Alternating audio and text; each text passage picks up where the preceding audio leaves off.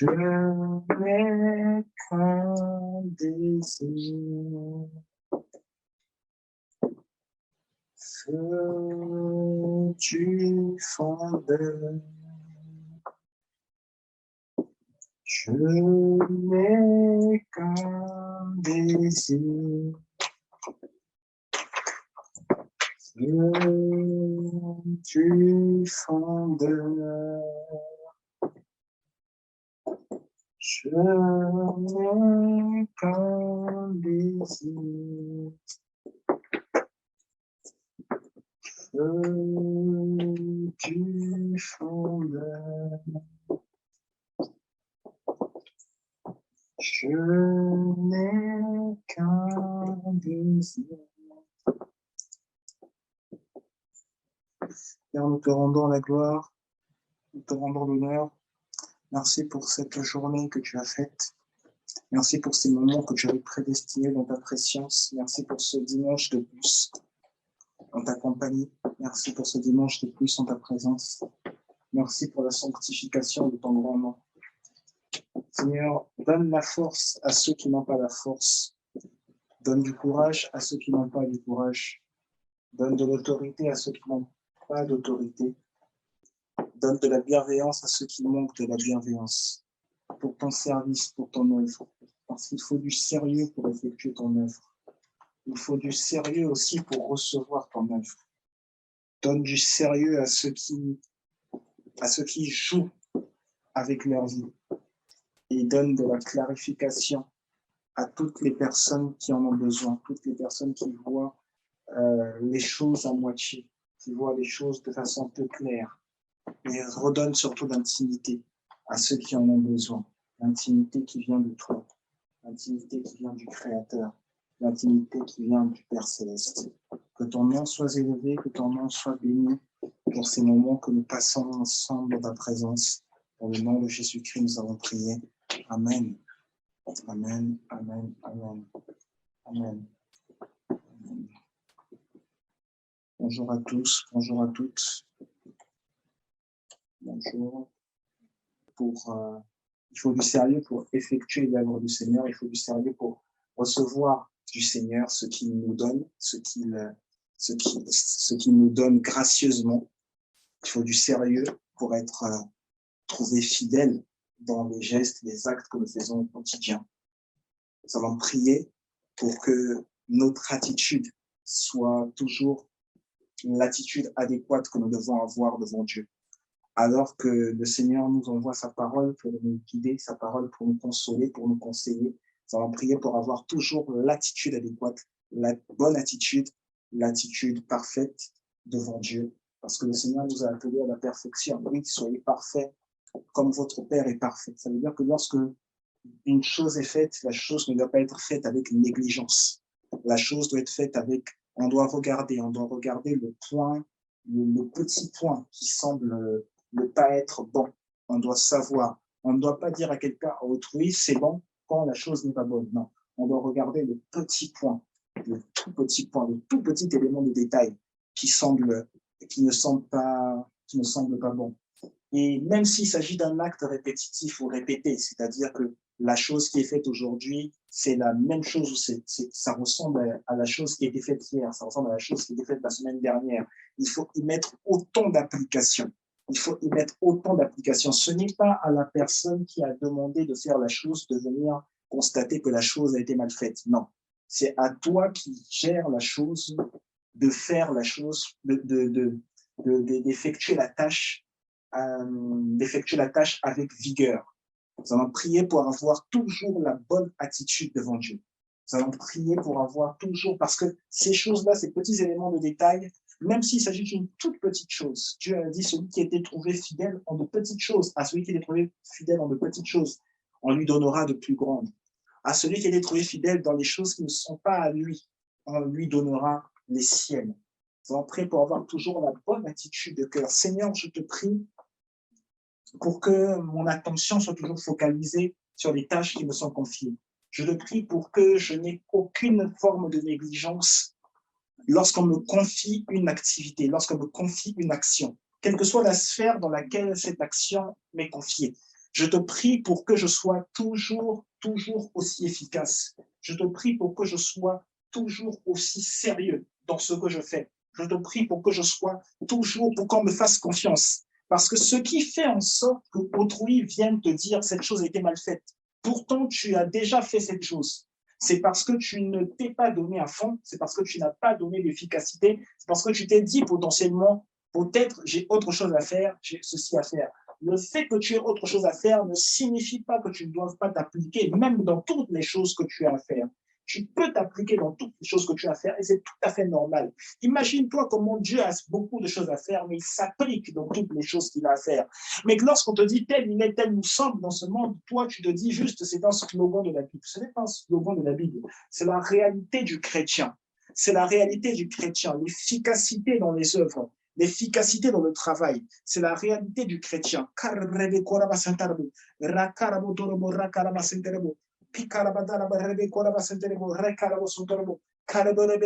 Et lorsque le Seigneur t'appelle à cette réalité, le Seigneur t'appelle à vivre quotidiennement sa grâce. Parce que tu n'as aucun droit, aucune raison de fouler aux pieds la grâce de Dieu. C'est une grâce de savoir réfléchir. C'est une grâce d'avoir des membres supérieurs et des membres inférieurs pour se mouvoir, pour parler, pour réfléchir, pour avancer. C'est une grâce. Et cette grâce n'est pas filée aux pieds. Il faut à chaque instant être méticuleux dans ce que l'on fait, être méticuleux, aller dans le détail de ce que l'on fait. Il faut à chaque instant se dire, si je passe 5 minutes dans cette chose, ces 5 minutes seront les meilleures 5 minutes concernant l'action, l'activité que je suis en train de faire.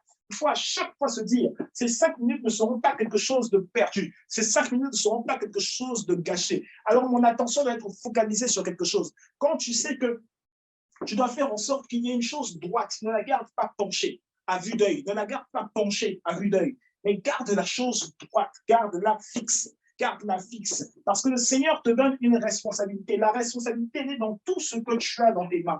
Tout ce que le Seigneur te donne dans tes mains, tout ce que le Seigneur met dans tes mains, tu as à charge la responsabilité de bien faire, de mieux faire, de toujours être efficace et productif, de toujours aller de l'avant. Et cette efficacité, cette productivité, elle est normale dans le Christ. Pourquoi? Parce que c'est l'attitude de Dieu. Pourquoi? Parce que c'est le caractère de Dieu. Pourquoi? Parce que c'est la normalité de Dieu. Elle est normale dans le Christ. Elle est normale dans le Christ. Alors tu n'as pas à te dire, c'est trop difficile pour moi, c'est trop chargé pour moi. Non, non, parce que le Christ a porté cette charge. Le Christ a déjà porté cette charge avant que tu ne naisses. C'est-à-dire parce que le chrétien n'est pas né à la croix. Avant que tu ne naisses, avant que le chrétien n'existe, le Christ avait porté cette charge. Il l'avait emmené sur la croix. Lorsque le chrétien est né, au moment où le chrétien est né, la croix n'existait plus. Ça veut dire que le chrétien n'a pas connu de charge. Ça veut dire que le chrétien n'a absolument pas connu de charge. Si le chrétien n'a pas connu de charge, tu n'as pas le droit de te dire j'ai une charge à porter. Non, le Christ avait déjà porté cette charge et tu n'as pas connu cette charge. Tu es né au moment où tu n'avais pas de charge à porter. Tu n'avais pas de charge à porter. Ton Père Céleste a fait en sorte que tout soit balayé avant ta naissance. Tout a été balayé avant la naissance du chrétien. Tu n'as pas de charge à porter. C'est pourquoi tout ce que tu te disais dans tes pensées aujourd'hui est repoussé. Est repoussé. Toutes ces choses, tu te disais, c'est impossible. Je n'arrive pas. C'est impossible. La vision qu'on me donne est trop grande. C'est impossible. Je ne sais pas par où débuter. Je ne sais pas par où commencer. Et je suis en train de dire ces choses concernent le travail quotidien. Ces choses concernent le travail séculier, ce qui te donne, ce qui te rapporte de l'argent. Ces choses concernent les activités que tu fais de façon bénévole. Ces choses concernent les actions que tu fais dans ta maison. Ces choses concernent tout ce que tu fais pour ta famille. Ces choses concernent tout ce que tu fais pour tes amis.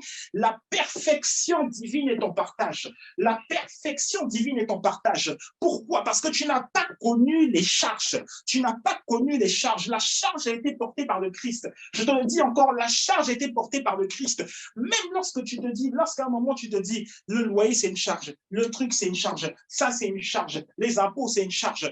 Je te le redis encore, la charge a été portée par le Christ. Je te le redis encore, la charge a été portée par le Christ. Ce que le monde semble envoyer comme des charges, ce ne sont pas des charges. Ce ne sont pas des charges. Concentre-toi aujourd'hui au son de ma voix. Revois le spirituel. aie la vision du spirituel. Ce ne sont pas des charges. Tu n'as pas de charge. La charge a été portée par le Christ. La charge a été portée par le Christ. La charge a été portée par le Christ, par l'excellence qui s'attache à l'appel du Christ, par l'excellence qui s'attache au caractère du Christ, par l'excellence qui s'attache à la glorieuse présence du Christ. La charge a été portée par le Christ. La charge a été portée par le Christ. Toi, tu n'es pas dépositaire d'une charge. Toi, tu es libre. Toi, tu es léger. Toi, tu es rempli de vigueur. Toi, tu es rempli d'amour. Toi, tu es rempli d'excellence. Toi, tu es rempli d'idées. Au moment où je parle, il y a de la productivité qui vient sur toi. Au moment où je parle, il y a de la créativité qui vient sur toi. Au moment où je parle, il y a du respect de toi et du respect d'autrui qui viennent sur toi. Au moment où je parle, c'est aujourd'hui qu'est née la nouvelle dirigeante d'entreprise. C'est aujourd'hui qu'est née la nouvelle dirigeante d'entreprise. Pourquoi? Parce que cela naît d'une pensée. La pensée selon laquelle je suis inarrêtable, la pensée selon laquelle je suis très forte techniquement, la pensée selon laquelle ma manière de penser, ma manière d'agir, ma manière de procéder ne trouve aucun égal. Ma manière d'agir, ma manière de procéder ne trouve aucun égal. Ça veut dire que je suis tellement élevé, tellement sur une sphère élevée qu'on ne peut pas m'arrêter, qu'on ne peut pas me stopper. Et cette pensée-là, engendre des effets sur ton corps. Les effets sur ton corps sont que tu es toujours rempli de vigueur. Les effets sur ton corps sont que tu es toujours rempli de paix, rempli de sérénité. Et tu es rempli de sérénité dans cette période dans laquelle tu passes. Tu es rempli de sérénité par rapport à tes examens. Tu es rempli de sérénité par rapport à tout ce à quoi tu touches. Tu es rempli de sérénité, tu es rempli d'efficacité. Tu es rempli de vigueur. Tu trouves la solution là où les gens ne trouvaient pas la solution. Je ne t'ai pas rendu aujourd'hui un service pour rien. Ce service est toujours, comme chaque dimanche, c'est un service spécial. C'est un service où Dieu ne se limite pas seulement à parler, Dieu agit. C'est un service spécial. C'est le service où l'action de Dieu est manifeste dans ton intellect. L'action de Dieu est manifeste dans ton intellect. Et ton corps en ressent les effets. Ton corps en ressent les effets. Ton corps en ressent les effets. C'est le service où la productivité de Dieu est manifeste dans ton intellect. Et ton corps en ressent les effets. Et ton corps en ressent les effets. Et ton corps en ressent les effets. Dans le nom de Jésus-Christ. Pari karabatarabo, pera barra karabasutorobo, rakida botorobo, rekira bataraba karabasenderebo, e karaba karabasutoro, pari rabo korabatarabo, rakarabasutorobo, rekorabasutorobo, rakalabatara, pari karabotorobo, rakarabasutorobo, pekarabataraba, rakorabasutorobo, pela barra korabasutorobo, rekira bataraba, kira batarabo, rokolabasenderebo, pena karabatarabo, pagabo rabakarabasenderebo. Pali karabatarabo rekorabasontorabo rekorabasontorabo rekorabasendebo karabarebe korabatarabo rekorabasendebo. Talita Koumi, ce n'était pas un mythe. Talita Koumi, ce n'était pas un mythe. C'est une chose que tu invoques, c'est une puissance que tu invoques à tout instant. C'est une puissance que tu invoques à tout instant. Ce n'était pas un mythe. Lorsque le Seigneur t'a donné cette parole, ce n'était pas un mythe. Ce n'était pas un mythe. C'est une chose que tu invoques à tout instant. C'est-à-dire que lorsque le monde veut te faire croire que tu es limité, lorsque tes actions veulent te faire croire que tu es limité, la mesure du don de Christ est telle que tu as accès à tout. La mesure du don de Christ est telle que ton éternité, qui est effective aujourd'hui, ton éternité te donne de la vigueur, ton éternité te donne de la victoire. Là où tu te sentais faible, aujourd'hui tu reçois la force. Là où tu te sentais faible, là où tu te sentais abandonné, là où tu ne te sentais pas conseillé, aujourd'hui le conseil de Dieu est tombé sur toi. Aujourd'hui le conseil de Dieu est tombé sur toi. Talita Koumi, ce n'était pas un mythe. Talita Koumi, ce n'était pas un mythe. La délivrance, lorsque le cadenas était ouvert, la délivrance, la destinée, ce n'était pas un mythe. Ce n'était pas un mythe. C'est la puissance de Dieu révélatrice pour toi aujourd'hui, pour ta foi qui s'approprie ton miracle, pour ta foi qui s'approprie ton miracle, pour ta foi qui s'approprie ta délivrance, pour ta foi qui s'approprie cet examen qui semblait difficile, pour ta foi qui s'approprie cette délivrance. Le carabara carabasondrobo, pera carabaterebo, pera borrebe corabasendebo, racarabasendebo, que la borre corabasondrobo, padi carabatolobo, pade rebe corabasondrobo, rakila batalabo, pera bacra carabasendebo, pera rabaca. Kalabarebe korobo sondorobo, rakirabo dorobo, pera kalaba sondorobo, rakaraba, kalabarebe korobo sondorobo, rakaraba sondorobo, rekaraba taraba, rakaraba sendebo, pera barebe korobo sondorobo, rakaraba, pira barakaraba sendebo rebeko, kaliboro sondorobo, pera baraba karaba sondorobo rebeko, kaliboro rebeko, raba sendebo, pera borebe koroba sendebo rebeko, raba sendebo rebeko, kalaba sondorobo. Talita Koumi, ce n'était pas un mythe. Talita Koumi, ce n'était pas un mythe. J'ai entendu quelqu'un dire un jour, il y a 2 mois, j'ai entendu quelqu'un dire un jour, il y a 2 mois, et la personne a dit, peut-être que je n'ai peut-être pas tout acquis dans la maison de mes parents. Il y a peut-être des choses que je ne savais pas faire. Il y a peut-être des choses que je ne savais pas, je ne savais pas qualifier. Il y a peut-être des sujets pour lesquels je ne savais pas me comporter.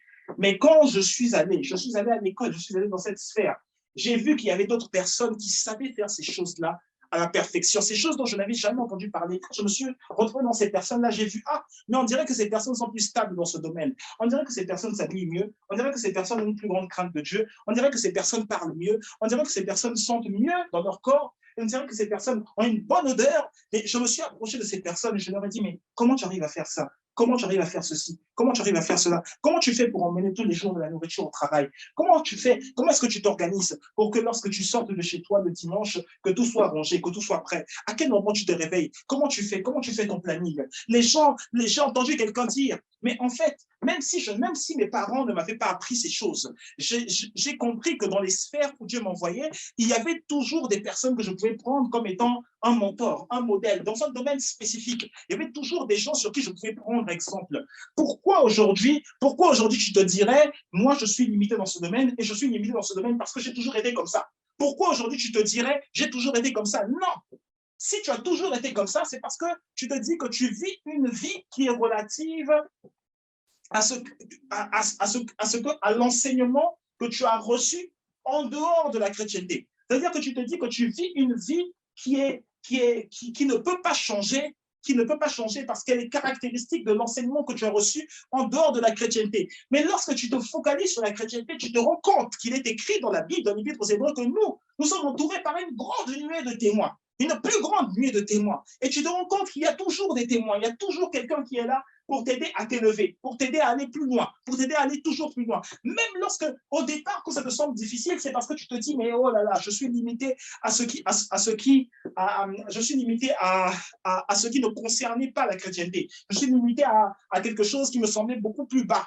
Mais là où Dieu t'emmène au-delà de ses limites. Dieu t'emmène au-delà de la bassesse. Dieu t'emmène au-delà de la bassesse. Dieu t'emmène à un niveau beaucoup plus élevé. Dieu t'emmène à un niveau beaucoup plus élevé. La chrétienté, c'est le niveau élevé que Dieu veut te faire vivre. La chrétienté, c'est le niveau élevé dans lequel Dieu veut te faire vivre. Et Dieu veut te faire vivre la chrétienté tout le temps. Dieu veut te faire vivre dans la chrétienté tout le temps. Dieu veut te faire vivre dans la chrétienté tout le temps. Tout le temps, tout le temps. Parce que dans la chrétienté, tu as non seulement l'assurance du salut, c'est vrai, à tout instant, à tous égards, mais tu as également la permission, l'autorisation et tu es également poussé, la propulsion pour toujours mieux faire et pour toujours réussir ce que tu entreprends, pour toujours réussir ce que tu entreprends. Pourquoi? Par quel moyen? Par la persévérance, par la persévérance, par la persévérance. Et par cette persévérance, tu l'as fait en étant aidé du Saint-Esprit, mais tu l'as fait parce que Dieu aussi a placé toujours autour de toi une grande nuée de témoins. Quand tu cherches à obtenir ton diplôme,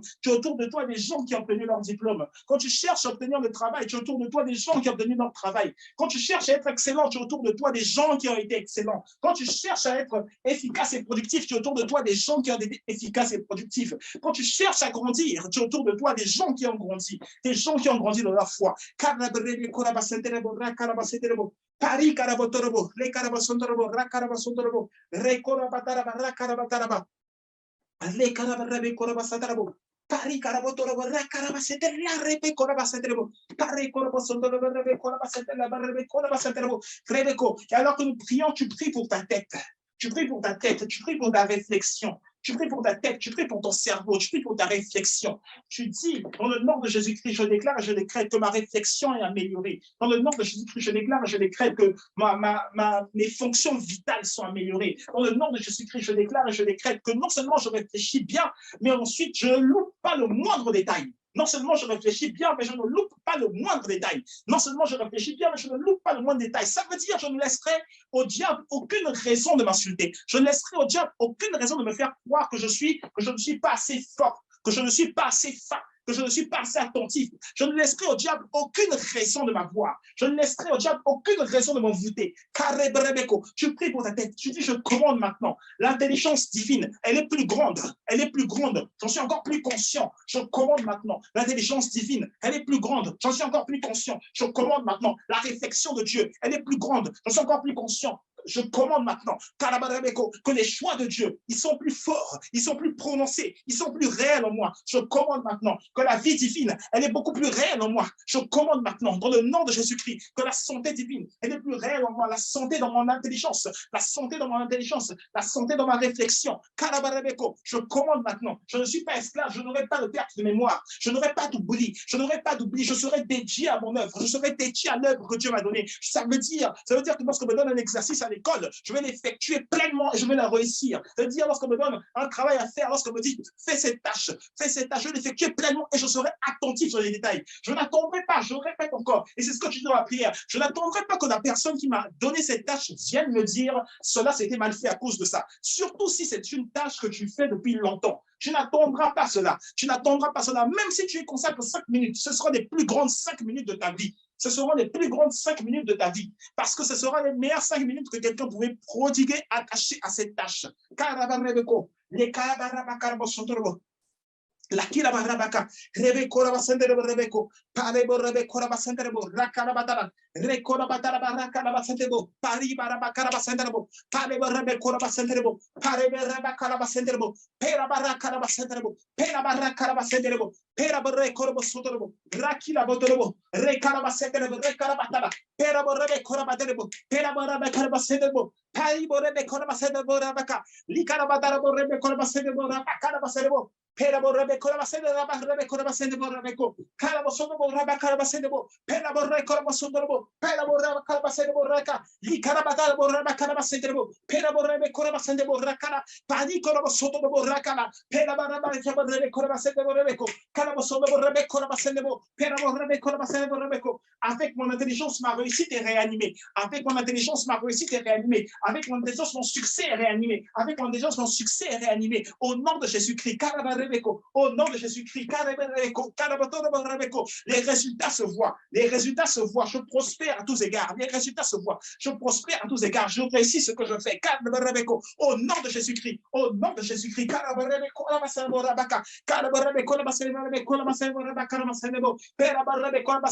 Et ces choses, tu les dis avec moi. C'est-à-dire que tu n'attends pas que ces mots sortent de ma bouche. Puisque cela te concerne, tu les dis avec moi. Payaborabeko, Penacolamasundro, Paraboraka, Calabosundro, Paraborebecorabaseborabaka, Calabosundro, Rebecorabaseborabeko, Calaborebecorabaseborabeko, dans le nom de Jésus-Christ. Dans le nom de Jésus-Christ. Calabosundro, Calabosundro, Calabosundro,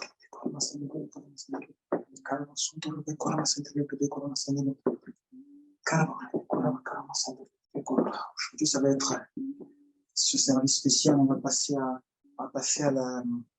au repas du Seigneur. On va passer au repas du Seigneur.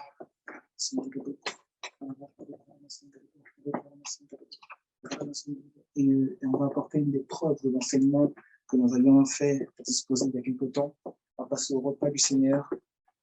Et c'était prévu de le faire plus tard. Le Saint-Esprit n'arrête pas de me dire qu'il faut le faire maintenant. Et quand on ne va pas le faire une fois, on va le faire 2 fois.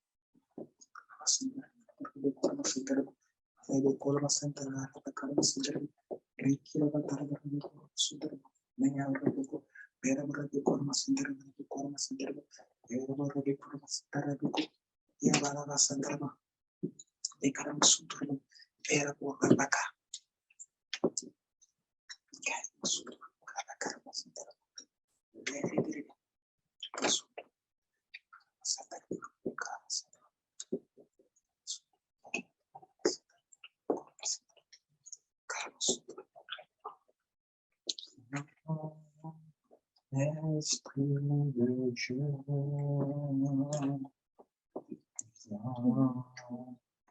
Esprit Nous avons besoin de toi. Viens, Esprit de Dieu. Viens, Esprit de Dieu. Nous avons besoin de toi. Et cette semaine, le Saint-Esprit nous a rappelé que justement, le jour de la résurrection du Christ, le jour, le dimanche, lorsque le Christ apparaît aux disciples dans Jean, le soir, lorsqu'il apparaît, il souffle sur eux et il leur dit, recevez le Saint-Esprit.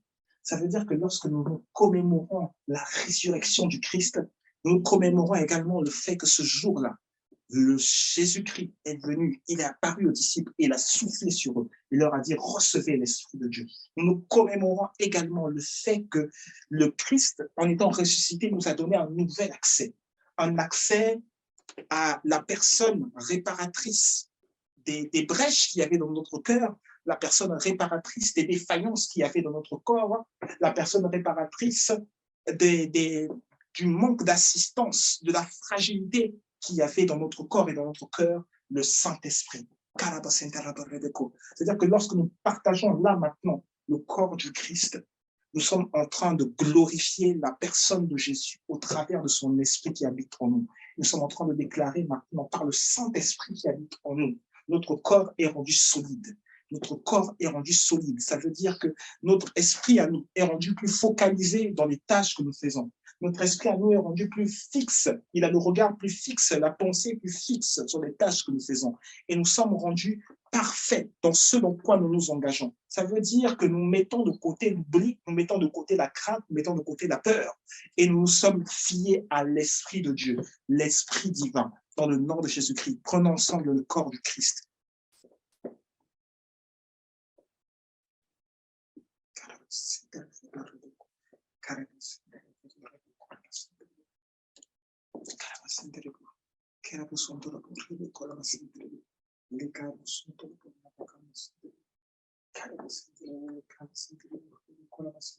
De la même manière dont le sang de Jésus est ce qui nous a permis d'obtenir notre victoire, c'est-à-dire la personne de Dieu.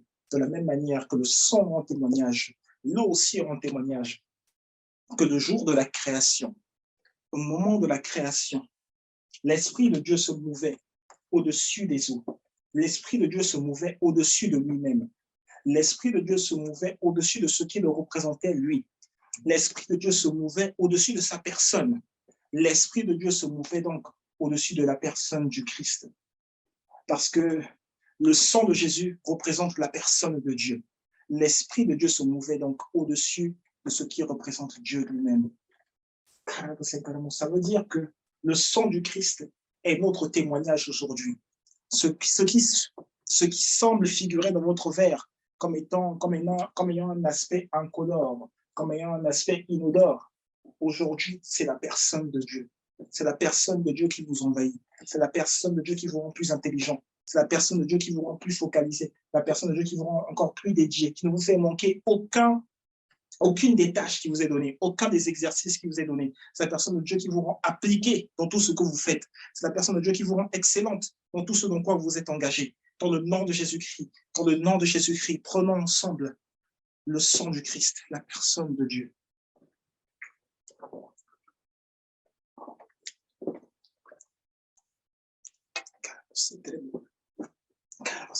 Dans le nom de Jésus-Christ,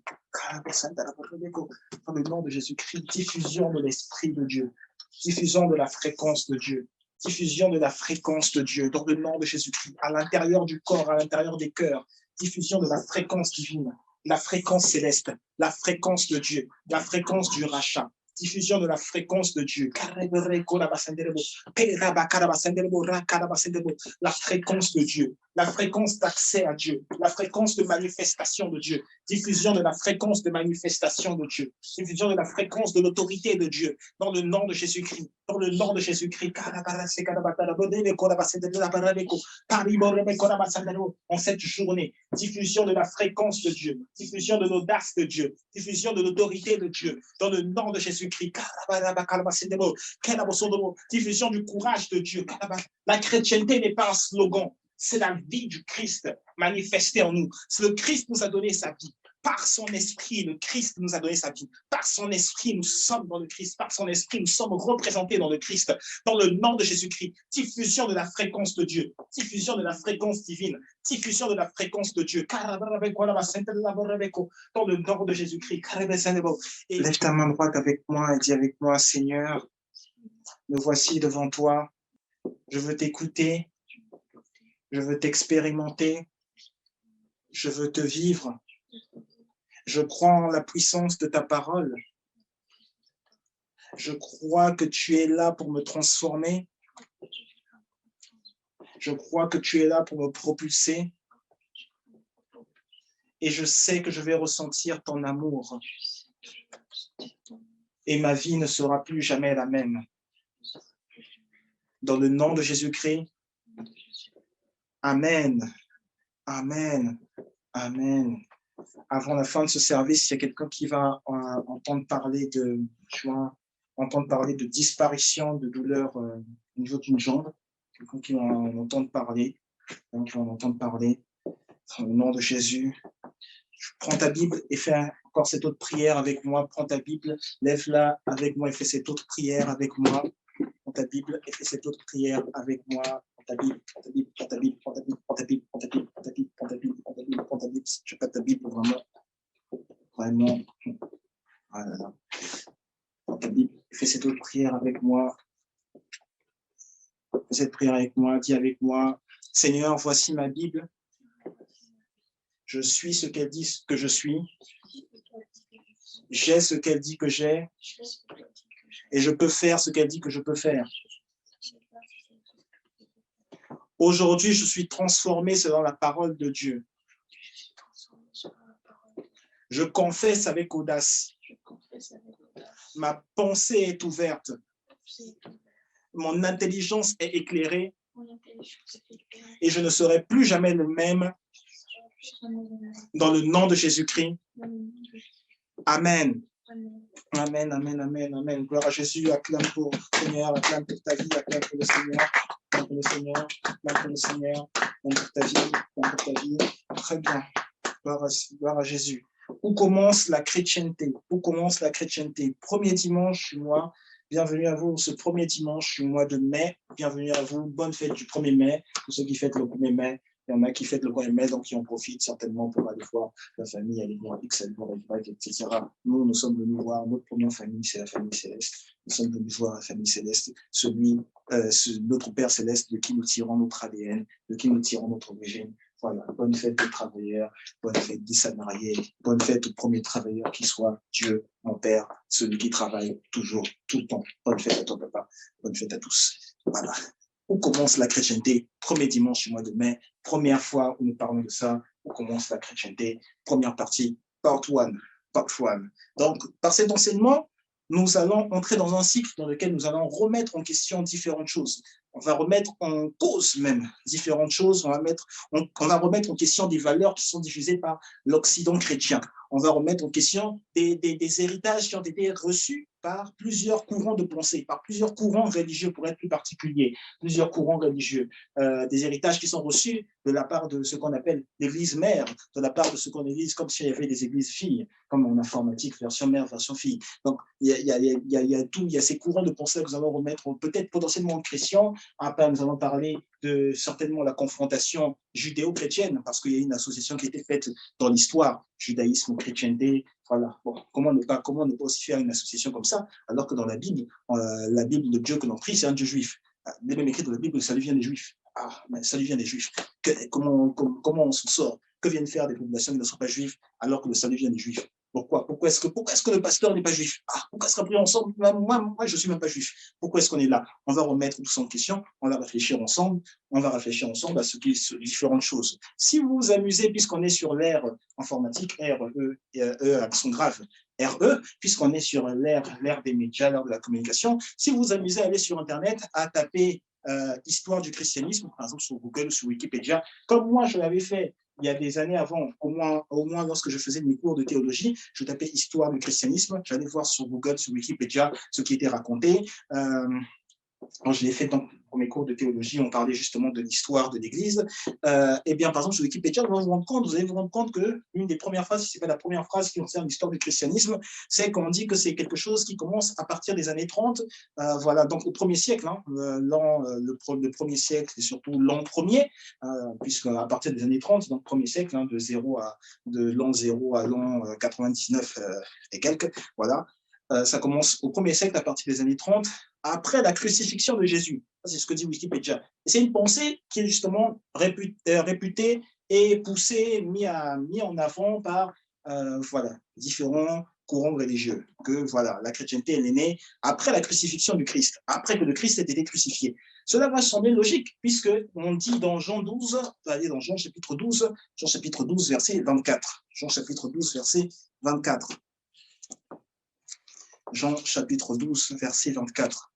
Il est écrit, Jean chapitre 12, verset 24. Je vous le lis dans la version 8 secondes. Jean chapitre 12, verset 24. Il est écrit, en vérité, je vous le dis, si le grain de blé qui est tombé en terre ne meurt, il reste seul. Mais s'il meurt, il porte beaucoup de fruits. Donc, ça peut sembler logique puisque Jésus lui-même a dit ça.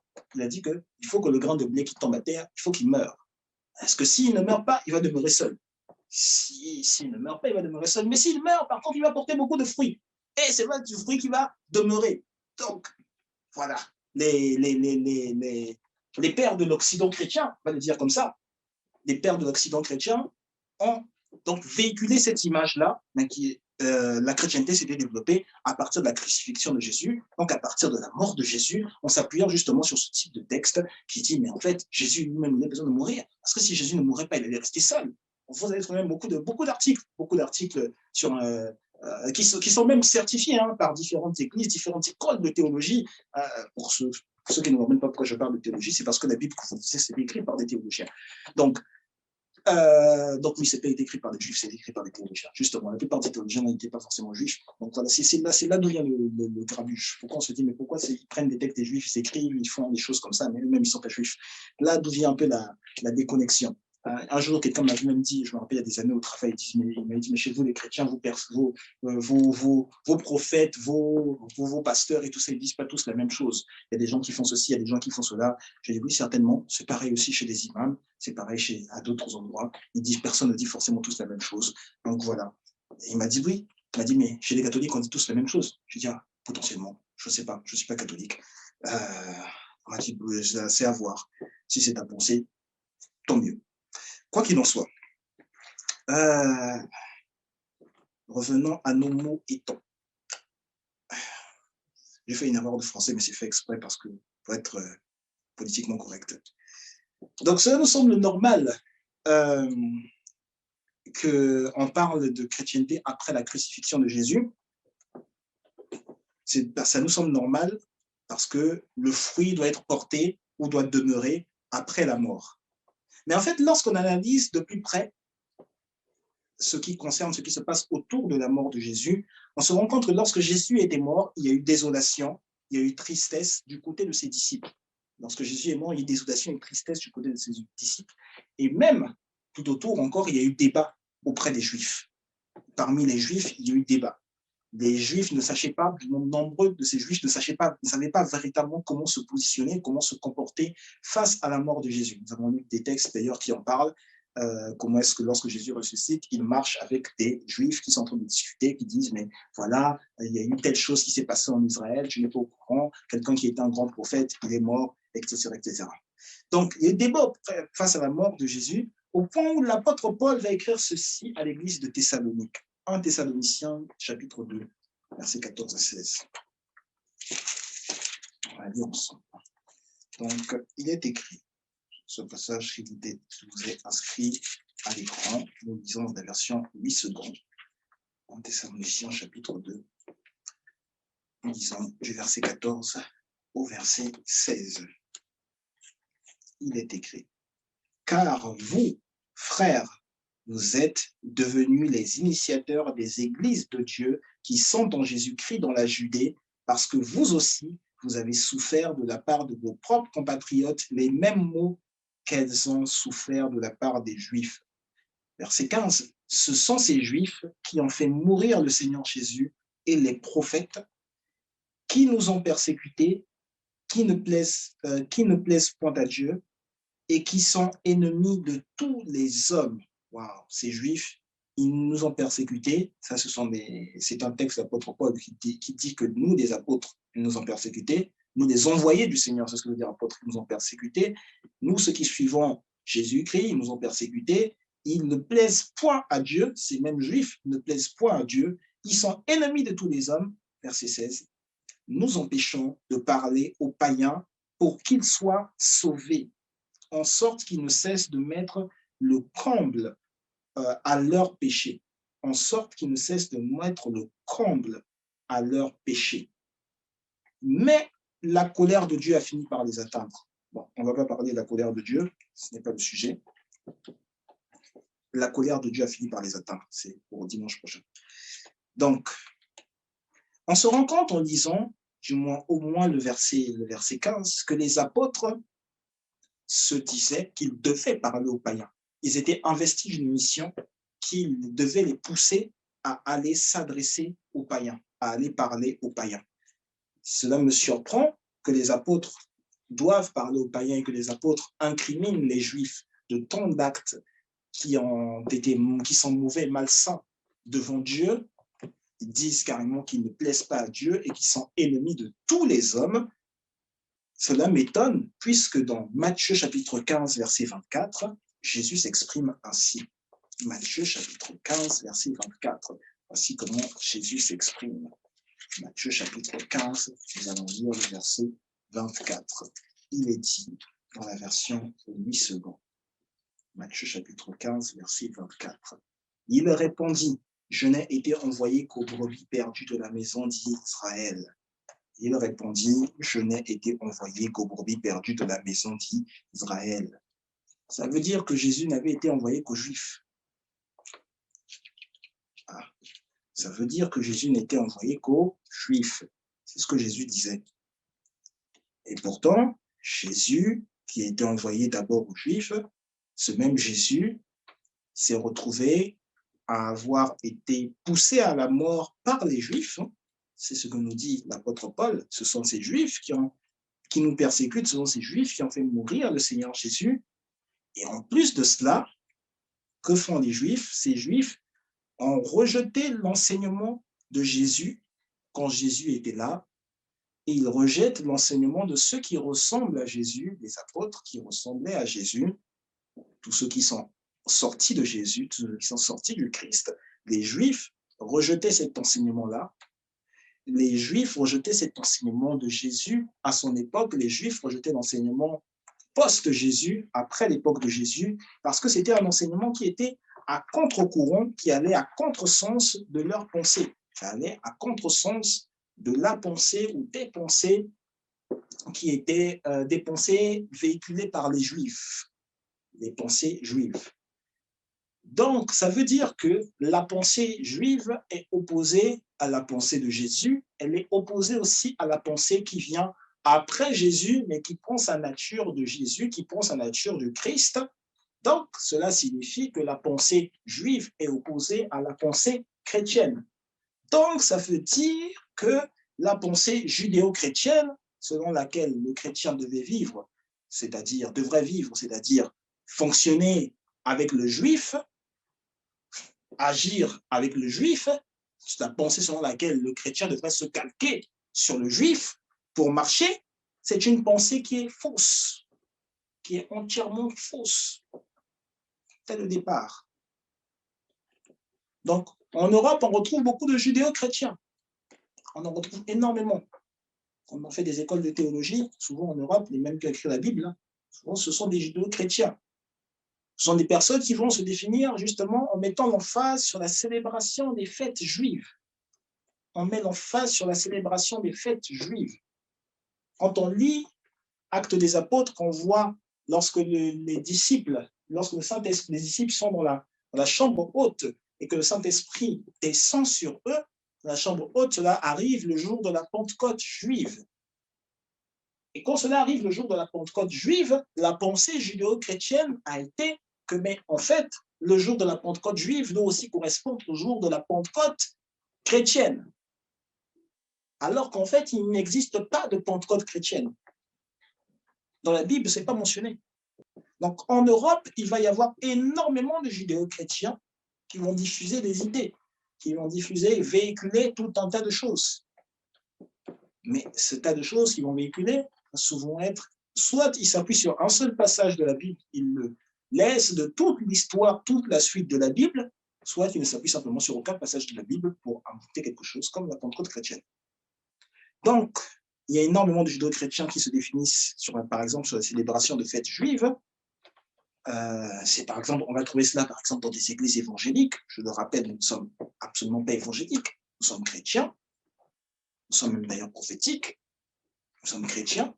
Et même parmi vous, il y a beaucoup de gens qui vont passer leur temps à lire, par exemple, Ésaïe, beaucoup de gens qui vont passer leur temps à lire Ésaïe, beaucoup de gens vont passer leur temps à lire Jérémie, en se disant que la prophétie de Jérémie, la prophétie d'Ésaïe, vous est adressée à vous. Alors que non, les prophéties de Jérémie, les prophéties d'Ésaïe sont très, très, très souvent, en dehors de, une ou deux, sont très, très, très souvent adressées à des Juifs. Les prophéties de Jérémie, les prophéties d'Ésaïe sont très, très souvent adressées à des Juifs. Donc là, vous vous dites peut-être, mes prophètes privats, je suis en train de dire que ces choses ne sont pas importantes pour nous. Ces choses concernant les prophéties d'Ésaïe, ces choses concernant les prophéties de Jérémie ne sont pas importantes pour nous. La réponse est très certainement, ce n'est pas important pour vous. C'est important pour votre culture, si vous voulez savoir ce qui était dit aux Juifs. Mais ce n'est pas forcément important pour le chrétien. Mais si, comme vous dites, si elles ne sont pas importantes pour nous parce que nous sommes chrétiens, prophètes privats, pourquoi est-ce qu'elles sont dans la Bible? Eh bien, encore une fois, comme je l'ai déjà dit, je n'ai pas écrit la Bible, je montre simplement comment la lire, comment comprendre ce qui ressort, ce qui se rattache aux chrétiens. Parce qu'encore une fois, je l'ai souvent dit, ce qui va perdre certains chrétiens, c'est qu'ils veulent vivre une vie biblique au lieu de vivre une vie chrétienne. Alors, je montre simplement comment la lire. On va partir d'un concept ensemble. Hébreux chapitre 10, verset 6. Hébreux chapitre 10, verset 6, on va lire du verset 6 au verset 7. Hébreux chapitre 10, on va lire du verset 6 au verset 7. Donc, il est écrit dans la version Louis II. Tu n'as agréé ni holocauste ni sacrifice pour le péché. Alors j'ai dit, voici je viens. Entre parenthèses, dans le rouleau du livre, il est question de moi pour faire, ô Dieu, ta volonté. Ces phrases-là qui sont mises entre parenthèses ou qui sont mises en crochet, ce sont des phrases qui ont été rajoutées qui ne figuraient pas dans la version originale du texte. Elles ont été rajoutées par les théologiens pour qu'on comprenne ce qui était dit. Tous ces hommes qui nous ont écrit la Bible, ce sont des hommes de Dieu. Hein. Ne vous inquiétez pas. Ce ne sont pas des hommes de Satan. Donc, ces phrases ont été rajoutées pour que l'on comprenne certainement le contexte. Certainement. Dans le rouleau du livre, il est question de moi. Ces théologiens, quand ils ont rajouté l'expression de le rouleau du livre, il est question de moi, ils n'ont pas précisé de quel livre il s'agissait. Pourquoi ils n'ont pas précisé de quel livre il s'agissait? C'est parce qu'ils se sont basés sur le fait que tout ce qui attrayait au péché, là, lorsqu'on est en train de lire ce texte, tout ce qui ce texte parle de Jésus-Christ qui vient parce que Dieu n'a agréé ni holocauste pour les péchés, ni sacrifice concernant le péché.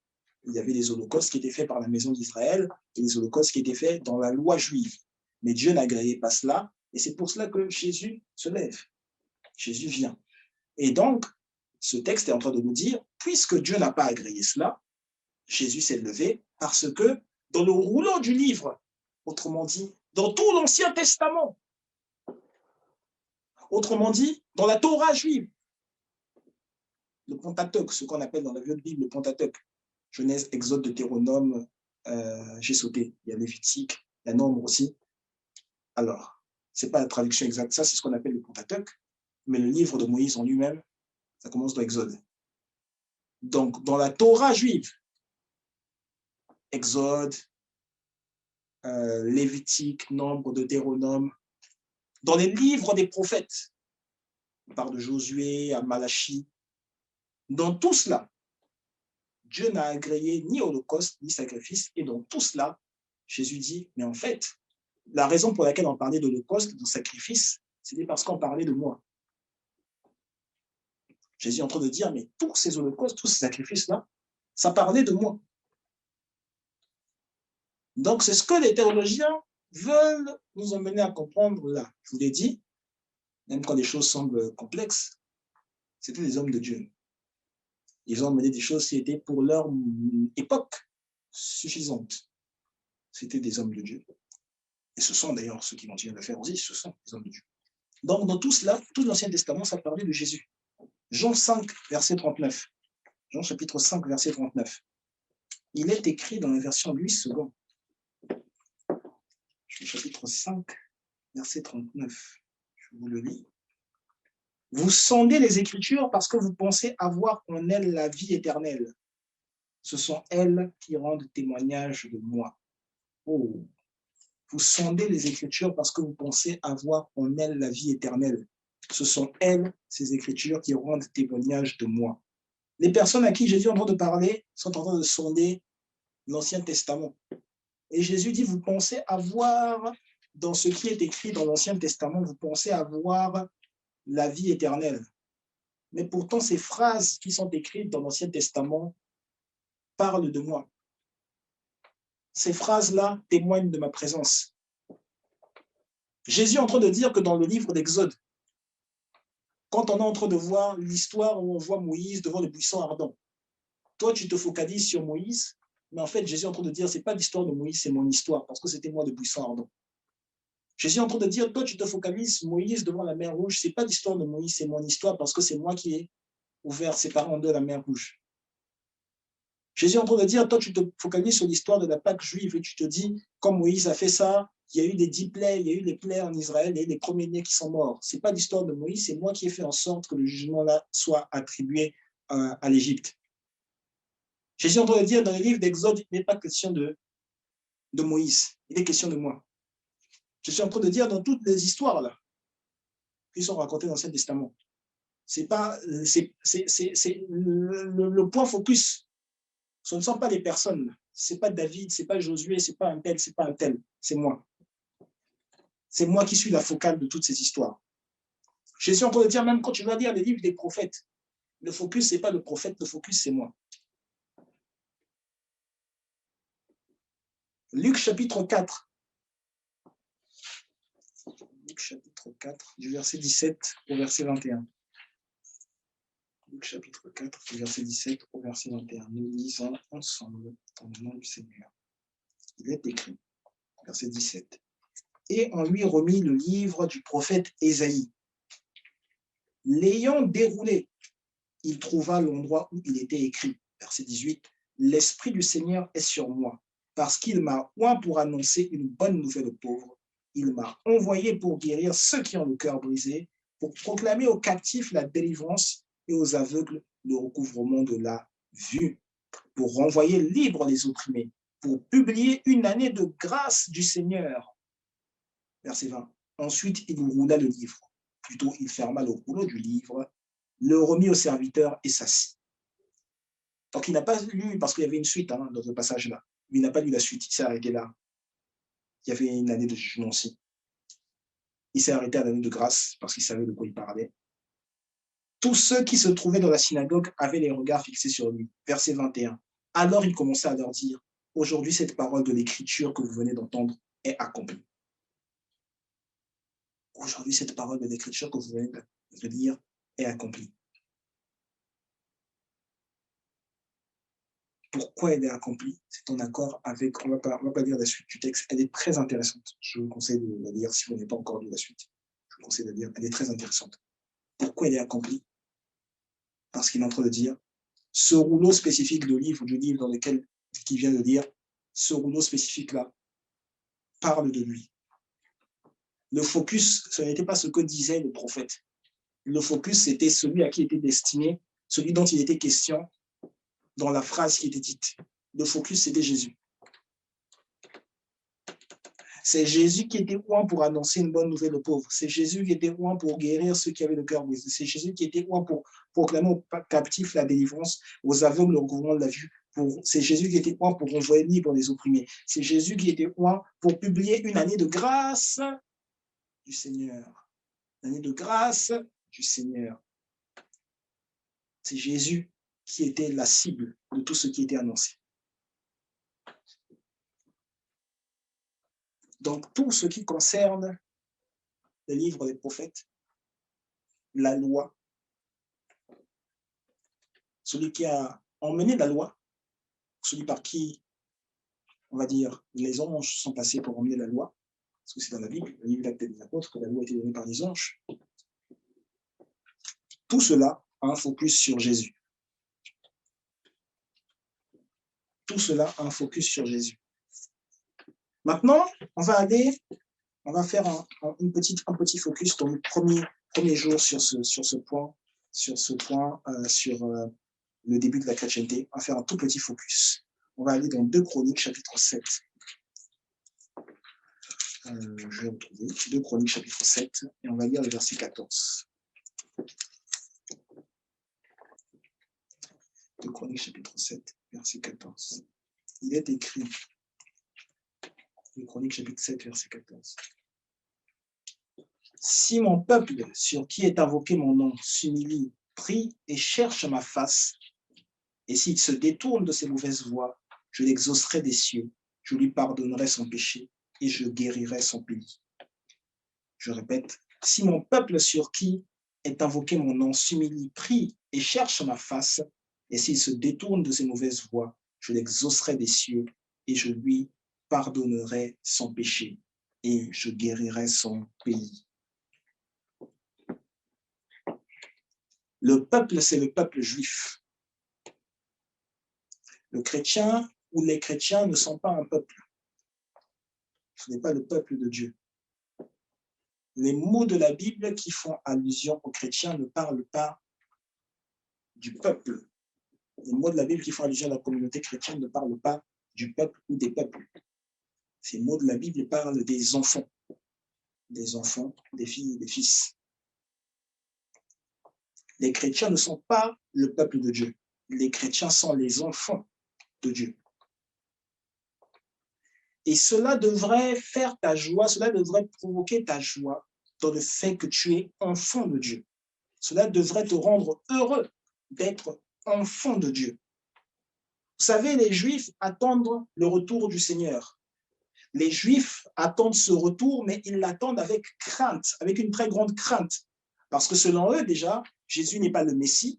Donc, ça veut dire que selon eux, ils attendent d'abord la venue du Messie.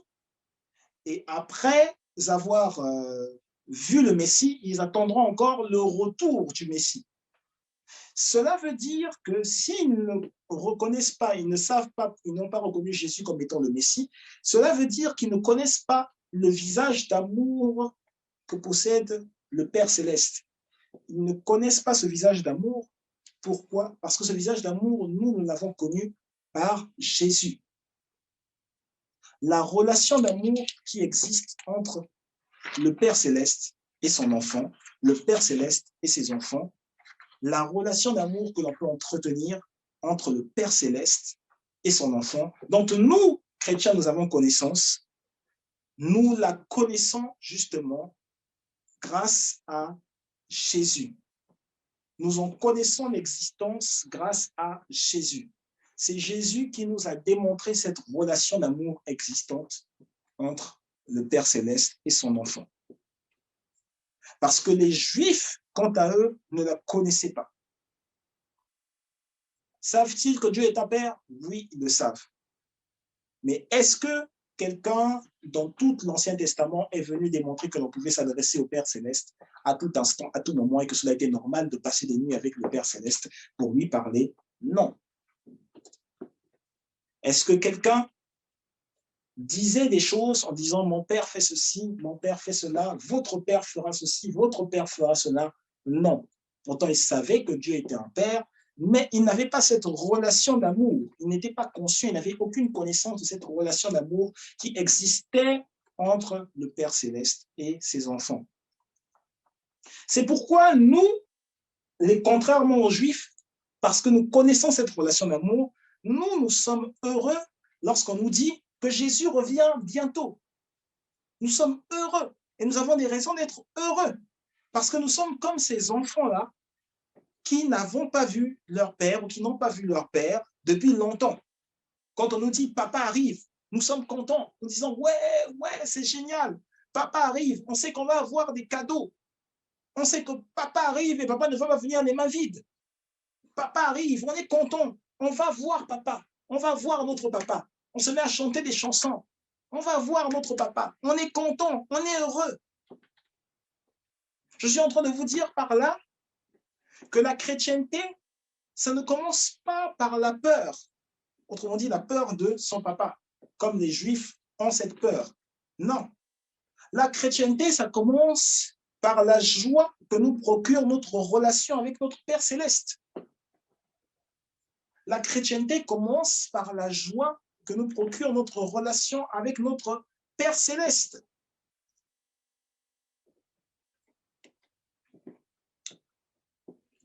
Donc, je répète, la chrétienté ne commence pas par la peur que, comme les Juifs ont cette peur, la peur de cette relation avec leur papa. Non, la chrétienté commence par la joie que nous procure notre relation avec notre Père céleste. Dans le judaïsme, nous sommes, du moins les Juifs, sont méfiants de Dieu. Dans le judaïsme, on est méfiant de Dieu. Dans la chrétienté, nous ne sommes pas méfiants. Dans la chrétienté, nous ne sommes pas méfiants. Dans la chrétienté, nous sommes libérés de la méfiance. Dans la chrétienté, nous sommes délivrés de la méfiance. Dans la chrétienté, Jésus nous a libérés de la méfiance. Dans la chrétienté, Jésus nous a sauvés de la méfiance. Ça veut dire que si tu es chrétien, tu n'as nul lieu d'avoir peur de venir à l'église, comme j'en vois tout un tas. Si tu es chrétien, tu n'as pas lieu, il n'y a aucun lieu d'avoir peur de venir à l'église. Jésus t'a sauvé de la peur. À partir du moment où tu es chrétien, Jésus t'a sauvé de la peur. Donc, quand tu te dis, on va penser ceci de moi, on va penser cela de moi, ou alors tu te dis, Dieu va me parler quand je vais venir à l'église, mais justement, c'est tout l'enjeu de la chrétienté. C'est que Dieu parle. Et Dieu parle par l'esprit de Jésus. C'est tout l'enjeu de la chrétienté. Lorsque Dieu parle, vous pouvez être conscient, tous deux, de l'état de votre relation. Relisons encore 2 Chroniques, chapitre 7, verset 14. Relisons-le à nouveau.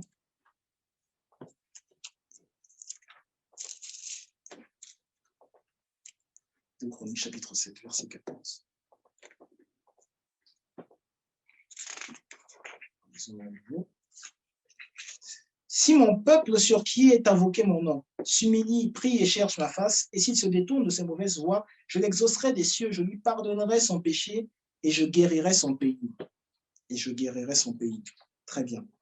Les gens à qui ce texte est adressé ont besoin d'être sauvés. Pourquoi? Comment on sait qu'ils ont besoin d'être sauvés? C'est parce qu'ils ont besoin d'être pardonnés.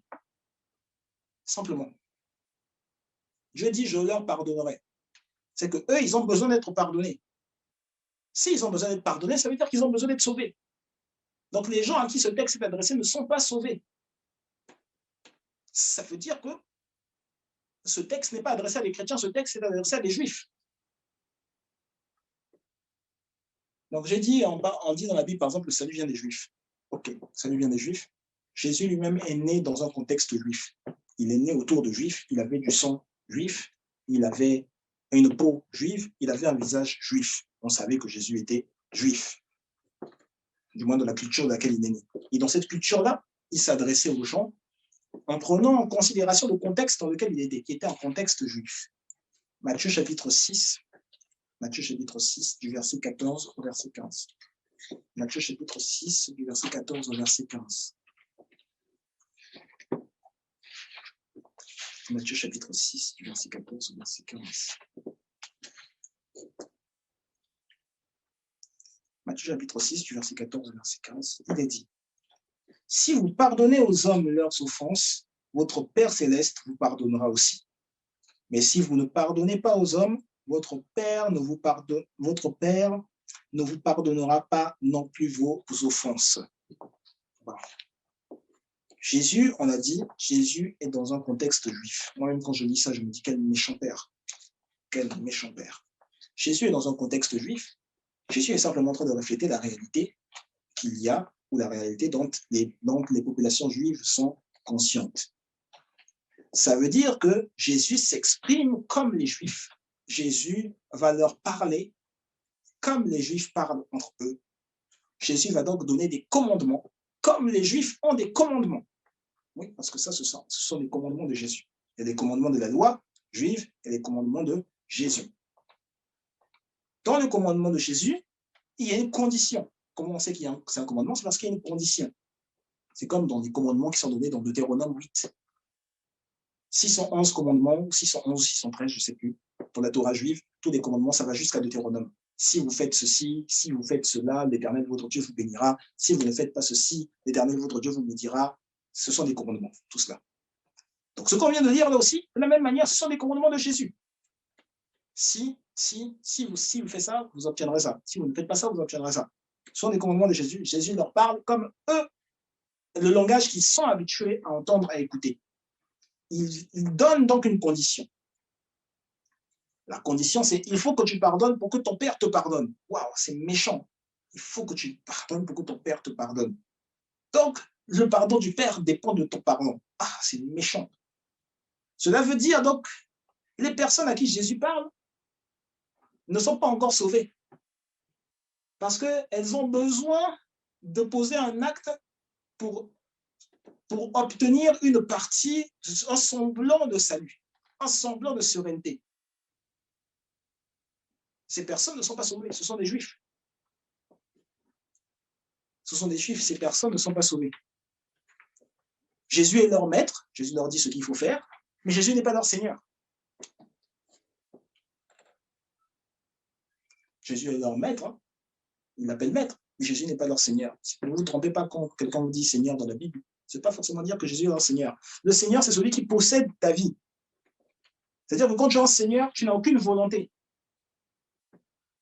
Tu n'as aucune volonté. Et dans ce cas de figure, dans le texte que nous venons de lire, ceux qui entendent Jésus, le texte que nous venons de lire, Matthieu 6, 14 à 15, ceux qui entendent Jésus, on voit qu'ils ont encore une volonté.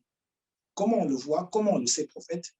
C'est parce que Jésus est obligé de donner deux commandements au sens de la loi. Parce que si tu fais ça, tu obtiendras ça. Si tu ne fais pas ça, tu obtiendras ça. Dans la loi juive, c'est décortiqué en deux commandements. Jésus a donné deux commandements. Maintenant, on va parler peut-être dans un langage plus proche de nous. On va dire que Jésus a donné un commandement, hein, et qu'il y a deux choix dans le commandement. Peut-être que vous comprenez mieux cela comme ça.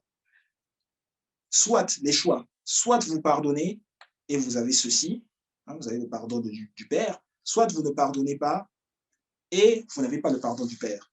Grosso modo, deux choix. On est dans un texte, je le répète, typiquement adressé à des Juifs, qui n'est jamais adressé à des chrétiens. Il n'est jamais adressé à des chrétiens. Pourquoi? Parce que les personnes à qui ce texte est adressé, je le redis encore, je le répète, mais je le dis sous une autre forme, les personnes à qui ce texte est adressé ont besoin de pardonner autrui, d'une part, mais elles ont elles aussi besoin d'obtenir le pardon du Père céleste. Elles ont besoin de pardonner autrui, c'est la première chose, mais elles ont elles aussi besoin d'obtenir le pardon du Père. Quand tu as besoin de pardonner autrui, cela veut dire que tu ne t'es pas placé du côté du chrétien. Quand tu as besoin de pardonner autrui, tu ne t'es pas placé du côté du chrétien. De la même manière, quand tu te dis qu'il faut que Dieu te pardonne, cela veut dire, encore une fois, que tu ne te considères pas comme étant un chrétien. Quand tu es en train de dire il faut que Dieu te pardonne, tu ne te considères pas comme étant un chrétien, tu te considères comme étant un juif. Tu t'appuies sur des passages bibliques, mais tu te considères comme étant un juif. Je le répète encore, ce qu'on a lu dans Matthieu 6 concerne les juifs. Maintenant, lorsque l'on passe de l'ère où Jésus se trouve et vient, même avec un enseignement qui est à contre-courant, il parle quand même dans le contexte juif. Lorsque l'on parle de cette ère-là, dans laquelle celui-là qui est la grâce, mais qui n'a jamais enseigné sur la grâce, les mots qu'il dit parlent de commandement, ça ne parle pas de grâce. Lorsque l'on passe de cette ère à l'ère dans laquelle nous sommes, c'est-à-dire maintenant la dispensation de la grâce, qui est répandue par l'Esprit de grâce, le Saint-Esprit, qui est venu après la résurrection du Christ, je le précise, après la résurrection du Christ. Lorsque l'on passe de cette ancienne ère à la nouvelle ère, qui commence à partir de Jean 20, qu'on trouve dans l'Acte des Apôtres, qu'on retrouve dans Romains, Éphésiens, etc., etc., la nouvelle ère, la dispensation de la grâce, on découvre ceci. Éphésiens chapitre 4, verset 32. Éphésiens chapitre 4, verset 32. Éphésiens chapitre 4, verset 32. Éphésiens chapitre 4, verset 32. Je vous le lis dans la version 8 secondes. Éphésiens chapitre 4, verset 32. Il est dit, dans la version 8 secondes, soyez bons les uns envers les autres, compatissants, vous pardonnant réciproquement, comme Dieu vous a pardonné en Christ. Ah, l'apôtre Paul vient de dire quelque chose. Il dit, vous devez être bons les uns envers les autres, compatissants, vous pardonnez réciproquement, mutuellement, comme Dieu vous a pardonné en Christ. Ah, donc le pardon de Dieu n'est plus à rechercher. Le pardon de Dieu a déjà été obtenu. On vous demande de faire simplement la même chose que Dieu a fait au travers du Christ en vous. Colossiens chapitre 3, verset 13. Nous sommes passés, je répète, nous sommes passés de l'ère de la loi, ou si vous préférez, la dispensation de la loi, à la dispensation de la grâce. Dispensation de la loi, de Exode 18 jusqu'à Jean chapitre 20. Donc, toutes les paroles de Jésus jusqu'à Jean chapitre 20, la dispensation de la loi.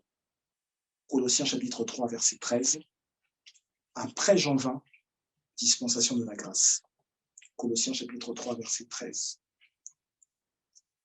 Supportez-vous les uns les autres.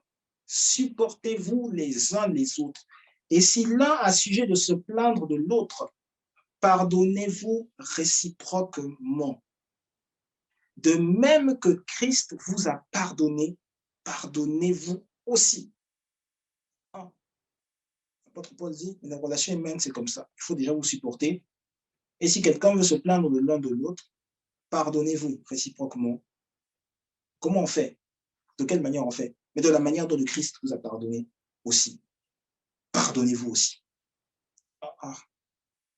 Donc, comment j'exprime mon pardon? C'est la manière dont le Christ m'a pardonné. Pardonnez-vous aussi. Donc, parce que le Christ m'a pardonné, c'est tout à fait normal que je me pardonne aussi autrui. Votre Paul, ce que je me dis, c'est que je n'ai pas besoin d'obtenir un nouveau pardon de Dieu.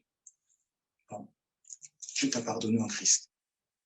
2 Corinthiens chapitre 2, versets 4 à 11. 2 Corinthiens chapitre 2, versets 4 à 11. On va lire une fois et après je vais revenir sur chaque verset pour plus ou moins aller plus ou moins dans le détail. Donc, verset 4. 2 Corinthiens chapitre 2, verset 4 au verset 11. Je lis à partir du verset 4 au nom du Seigneur.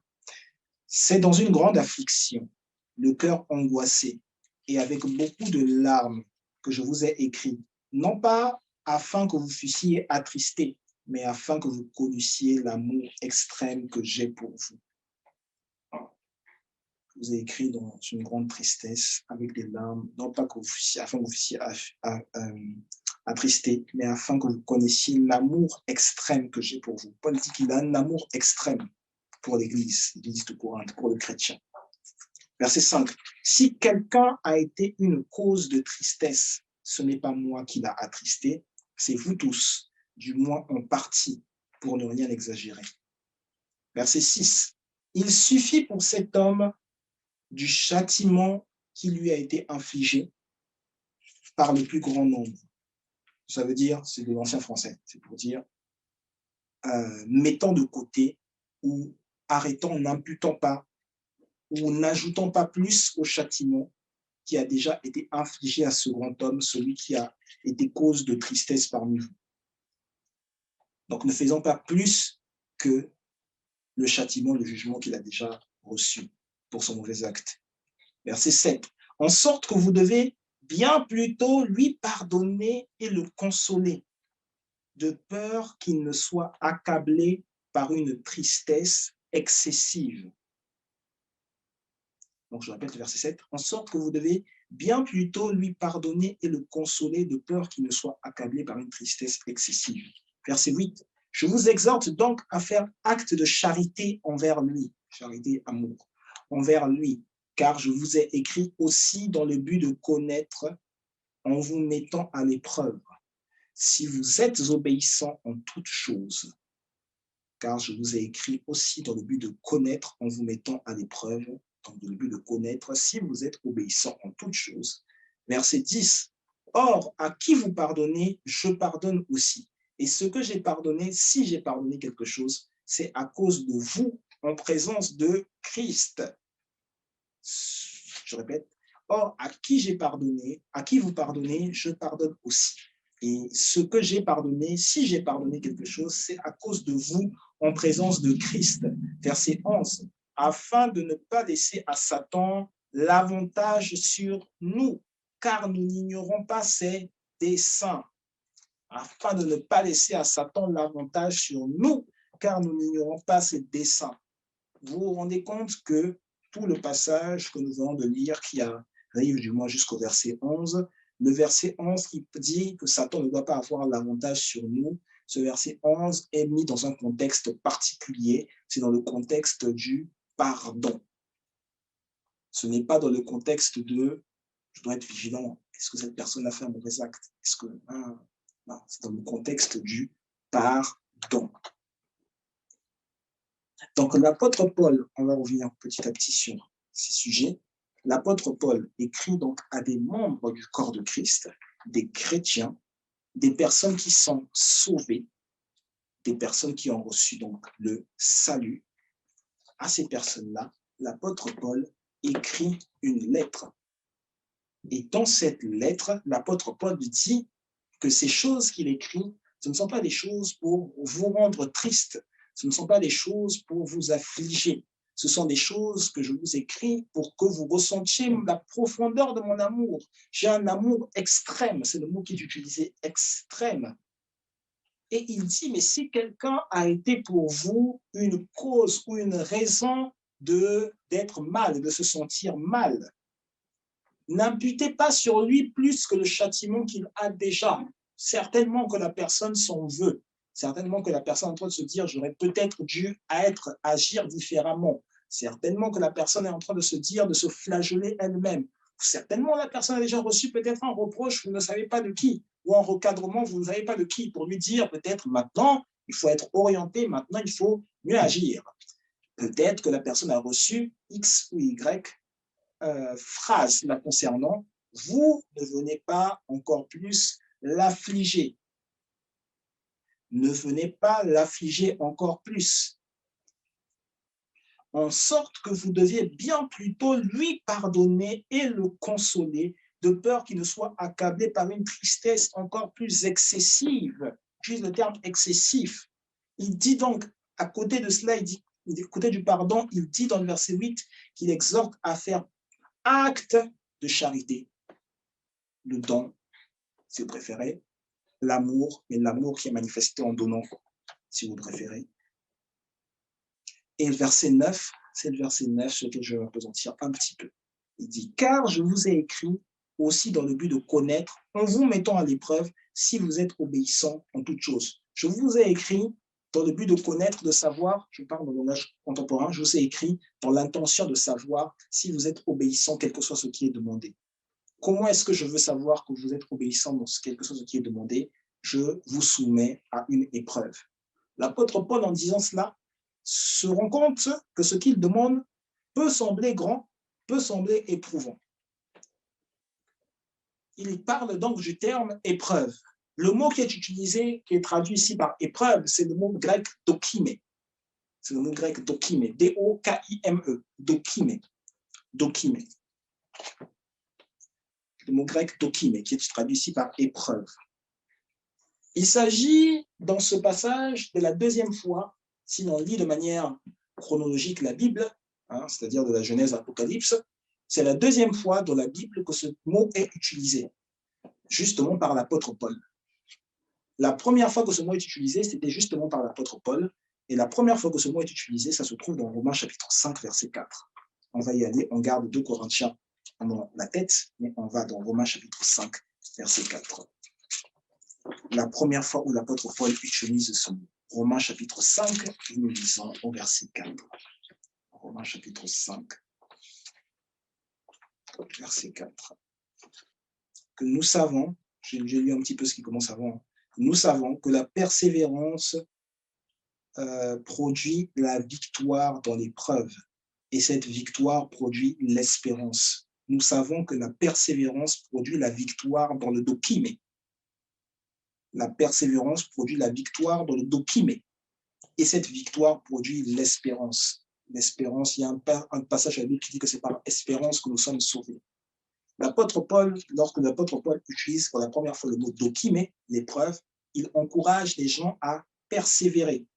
Et il dit que cette persévérance produit la victoire. Ça veut donc dire que lorsqu'on retourne dans 2 Corinthiens, l'idée première de l'apôtre Paul, quand on retourne dans 2 Corinthiens 2, verset 9, l'idée première de l'apôtre Paul, lorsqu'il parle de soumettre à une épreuve, son idée première, c'est surtout de soumettre à la persévérance dans cette épreuve qui va produire la victoire. La persévérance dans cette épreuve qui va produire la victoire. Mais en quoi, apôtre Paul, en quoi devons-nous être persévérants lorsque nous sommes face à l'épreuve? Ou comment être persévérant face à l'épreuve? En quoi se voit la persévérance face à l'épreuve? La persévérance se voit en obéissant à toutes choses. En obéissant à toutes choses, apôtre Paul, tu es un peu vague. Comment ça, obéir à toutes choses? De quoi es-tu en train de parler? Verset 10. Quelle est l'instruction de l'apôtre Paul? Donc, c'est toute chose, une instruction spécifique. Il parle de la persévérance dans le pardon. La persévérance dans le pardon.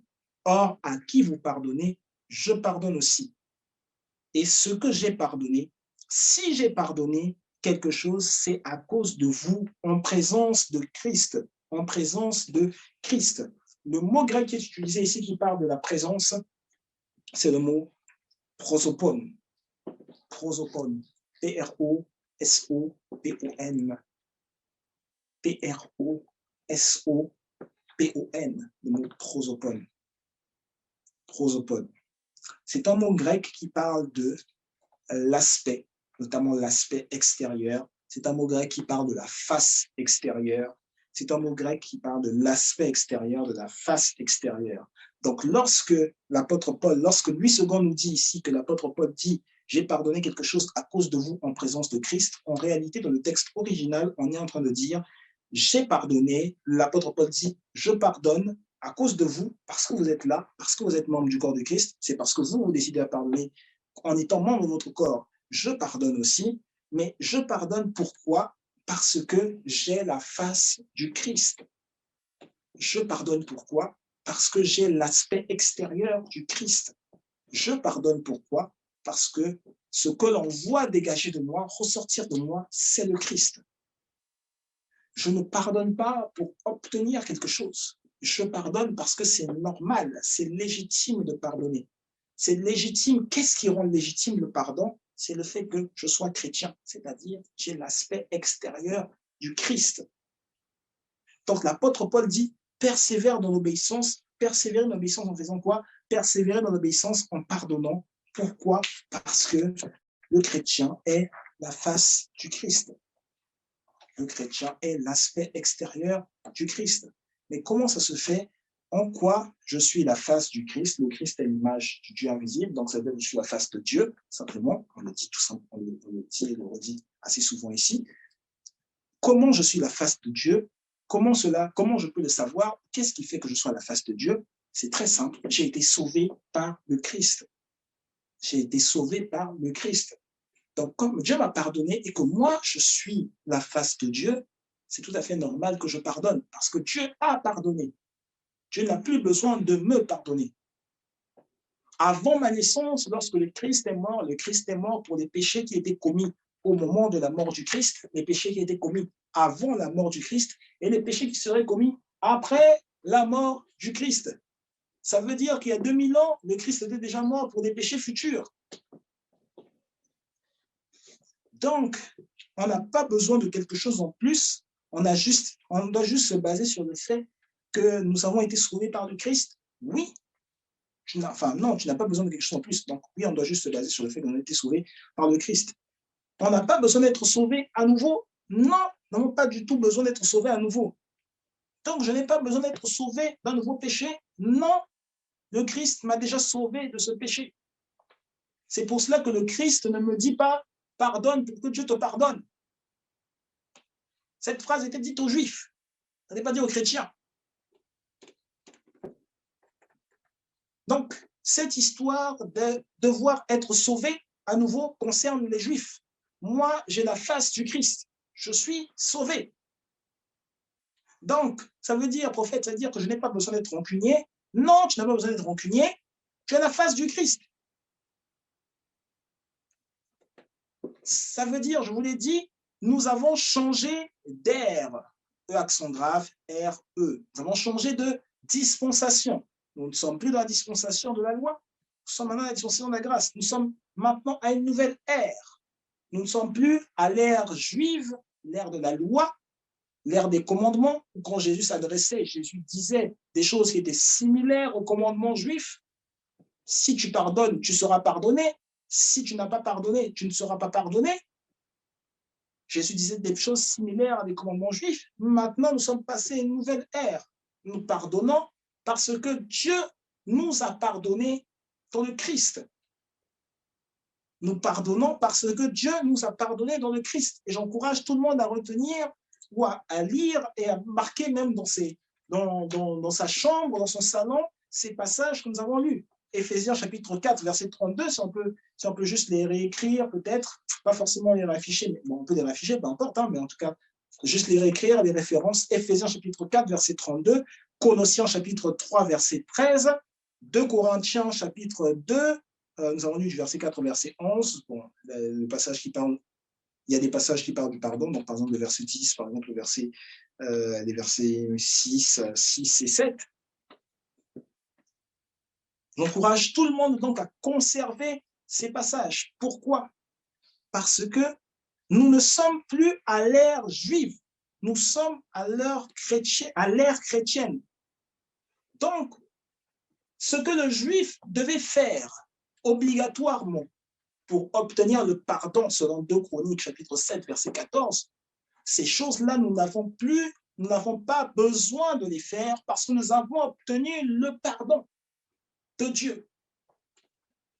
Ça veut dire que maintenant, comme nous avons obtenu le pardon de Dieu, et nous sommes exactement comme Dieu est, parce que nous sommes la face de Christ, nous n'avons pas besoin de nous battre pour rechercher ou obtenir le pardon d'autrui, et encore moins de nous battre pour pardonner autrui.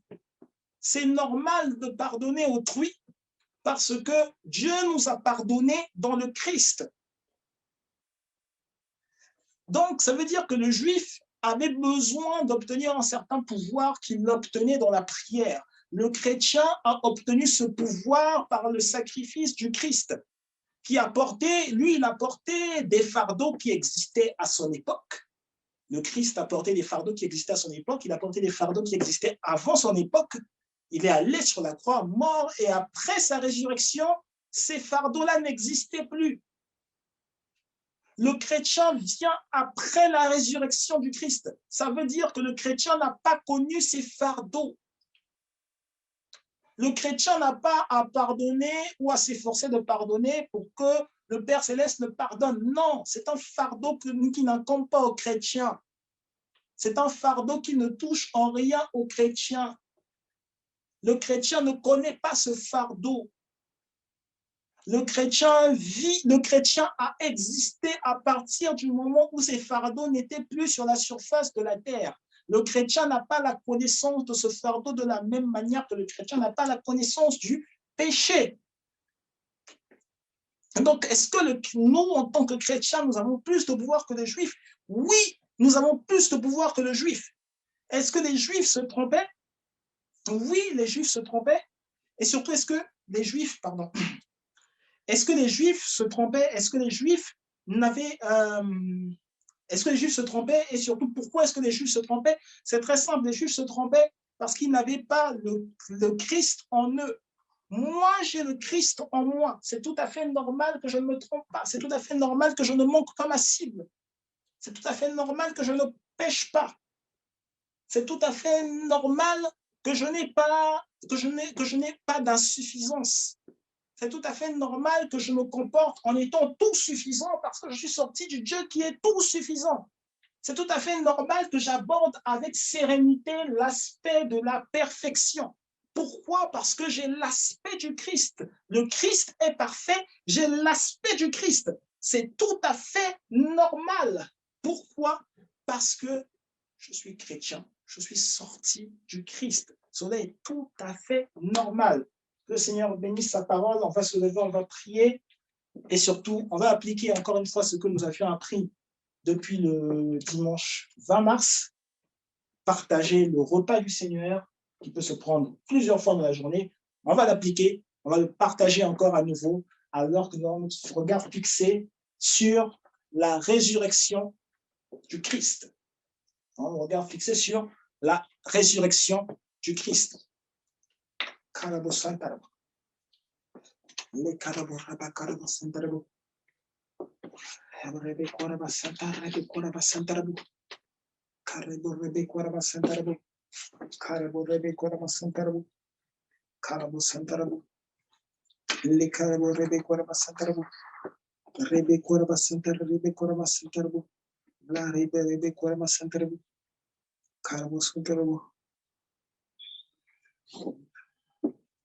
Je chanterai le Seigneur tant que j'existerai.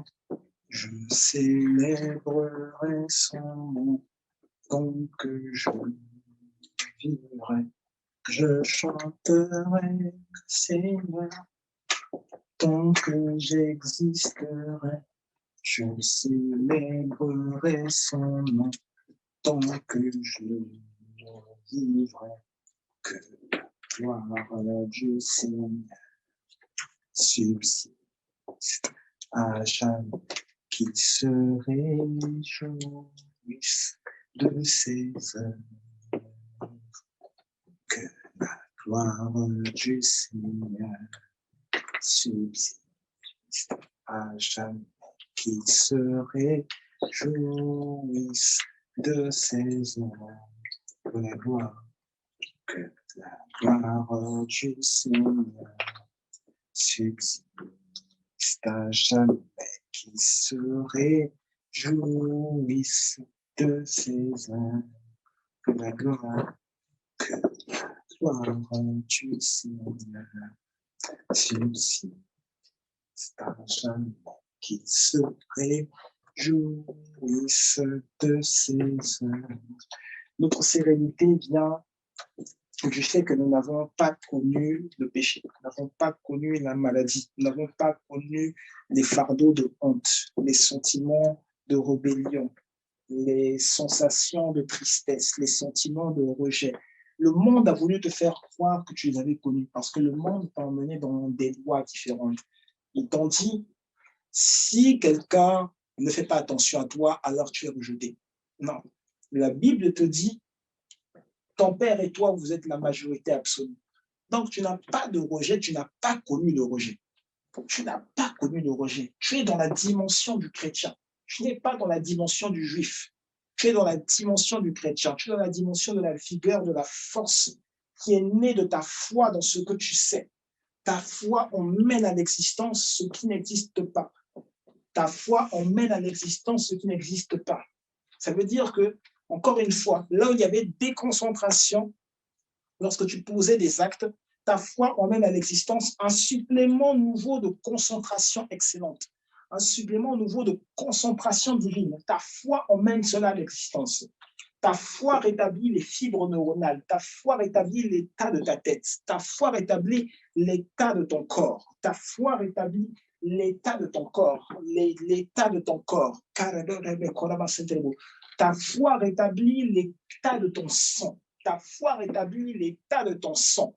Ta foi rétablit l'état de ton sang. Ça veut dire que je le déclare et je le décrète. Tu n'as pas connu le manque. Là où tu te disais, peut-être les médecins avaient dit, si tes globules rouges sont de cette manière, alors il y a un manque de cela. Moi, j'annule ces paroles et je déclare et je décrète. Tu ne connais pas le manque.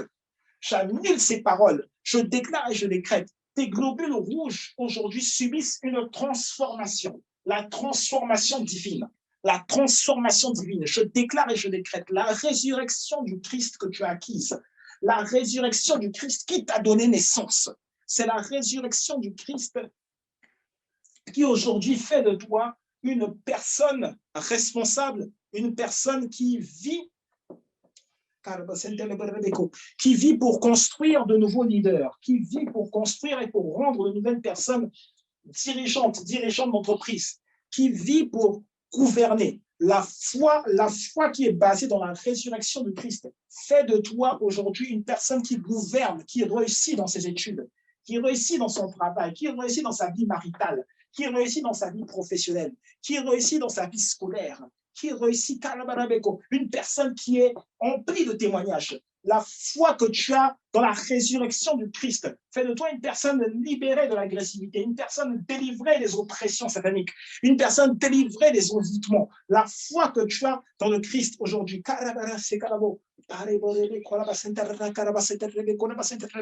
La foi que tu as aujourd'hui fait que tous tes actes sont des œuvres de qualité. Tout ce que tu fais, tu le fais avec qualité. Tu le fais avec respect pour toi-même, respect pour autrui, et tu le fais avec qualité. Dans le nom de Jésus-Christ, prenons ensemble le corps du Christ, le symbole de la résurrection du Christ.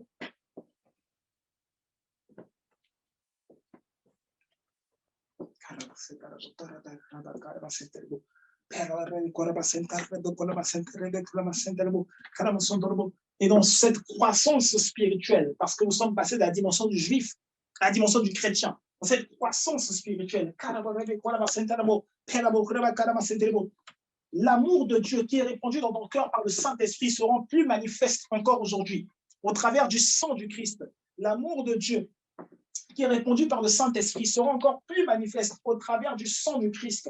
Le sang du Christ te montre la liberté acquise par le Christ, le salut acquis par le Christ, la liberté acquise par le Christ, la liberté au niveau des jambes, la liberté au niveau de la mouvance, la liberté au niveau des oreilles spirituelles. Commence à entendre les sons du spirituel. Commence à entendre les sons du spirituel. Commence à entendre les mélodies du spirituel. Commence à entendre les mélodies qui viennent des anges. Commence à entendre les actions qui viennent des anges, les actions qui viennent des êtres spirituels. Commence à visualiser l'action de Dieu, la main de Dieu qui se manifeste dans ton cœur, c'est-à-dire dans tes études. La main de Dieu qui retire la peur, la main de Dieu qui retire le doute, la main de Dieu qui retire la peur, la main de Dieu qui retire le doute. Commence à visualiser cela. La main de Dieu qui t'a élevé au-dessus de toute forme d'échec. La main de Dieu qui t'a élevé au-dessus de toute forme d'échec. La main de Dieu qui fait entrave à la banalisation de ta vie. Au nom de Jésus-Christ. Au nom de Jésus-Christ.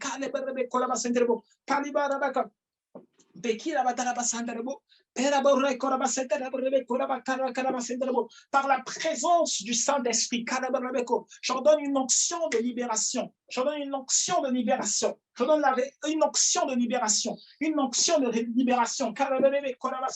La bonté du Seigneur qui t'a poussé à la repentance aujourd'hui, c'est une onction de libération. C'est une onction de libération.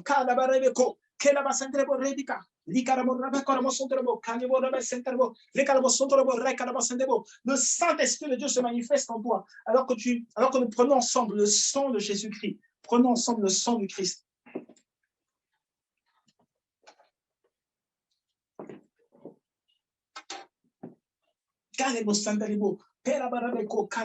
J'envoie une visitation divine. Manifestation du Saint-Esprit. Manifestation du Saint-Esprit. Manifestation du Saint-Esprit. Visitation divine. Manifestation du Saint-Esprit. Manifestation du Saint-Esprit. Par la visitation divine. Par les visitations divines. Manifestation du Saint-Esprit.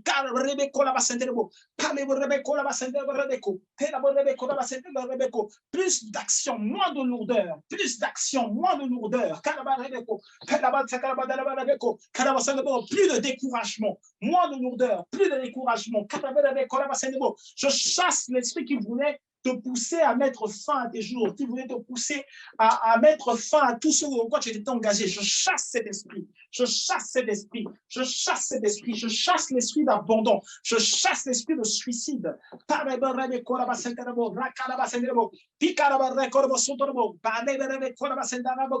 chasse l'esprit de suicide. Aujourd'hui, tu es libéré de l'envoûtement. Tu es libéré de l'envoûtement. Libéré de la peur. Les carabas.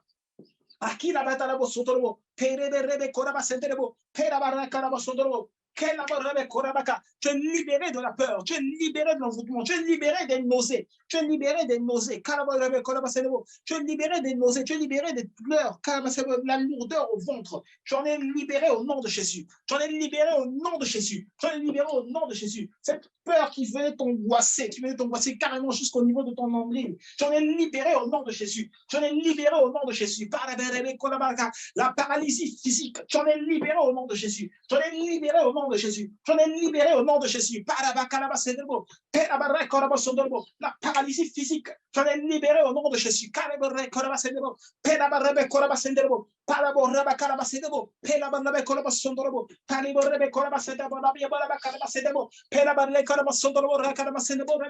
L'onction divine, l'onction de sainteté, l'onction divine, l'onction de sainteté, l'onction de restauration, l'onction de délivrance, elle se répand sur toi, elle se répand dans l'entièreté de ton corps.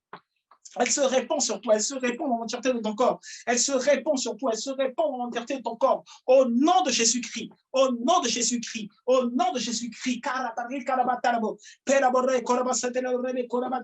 Pari korobo sondoro borre karabatere borre korobo sondoro pera barre karabatere borre korobo sondoro borre korobatara borre korabasabo kerabosondo. Plus d'efficacité, plus de vigueur, plus d'efficacité, plus de vigueur, plus d'amour envers autrui, plus d'amour envers soi-même, plus d'attention, plus de focalisation. Au nom de Jésus-Christ. Et ce qui te touche ne te touche pas toi uniquement. Ce qui te touche, touche également ta famille. Ce qui te touche, touche également ta famille. Au nom de Jésus-Christ. Tu n'es pas laissé à l'écart. Ta famille n'est pas à l'écart. Ce qui te touche, touche également ta famille. Au nom de Jésus-Christ. Qui est une grande délivrance pour ta famille. Qui est une grande délivrance pour ta famille. Qui est une grande restauration pour ta famille. Qui est une grande restauration pour ta famille. Au nom de Jésus-Christ. Au nom de Jésus-Christ. Les Karabarabako.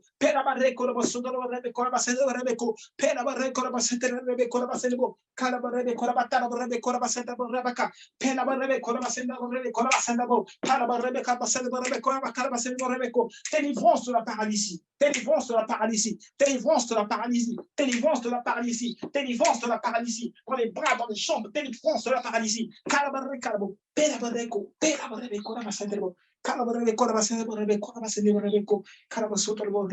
Nom de Jésus-Christ. Nom de Jésus-Christ. Alléluia, alléluia, gloire à Jésus, gloire à Jésus.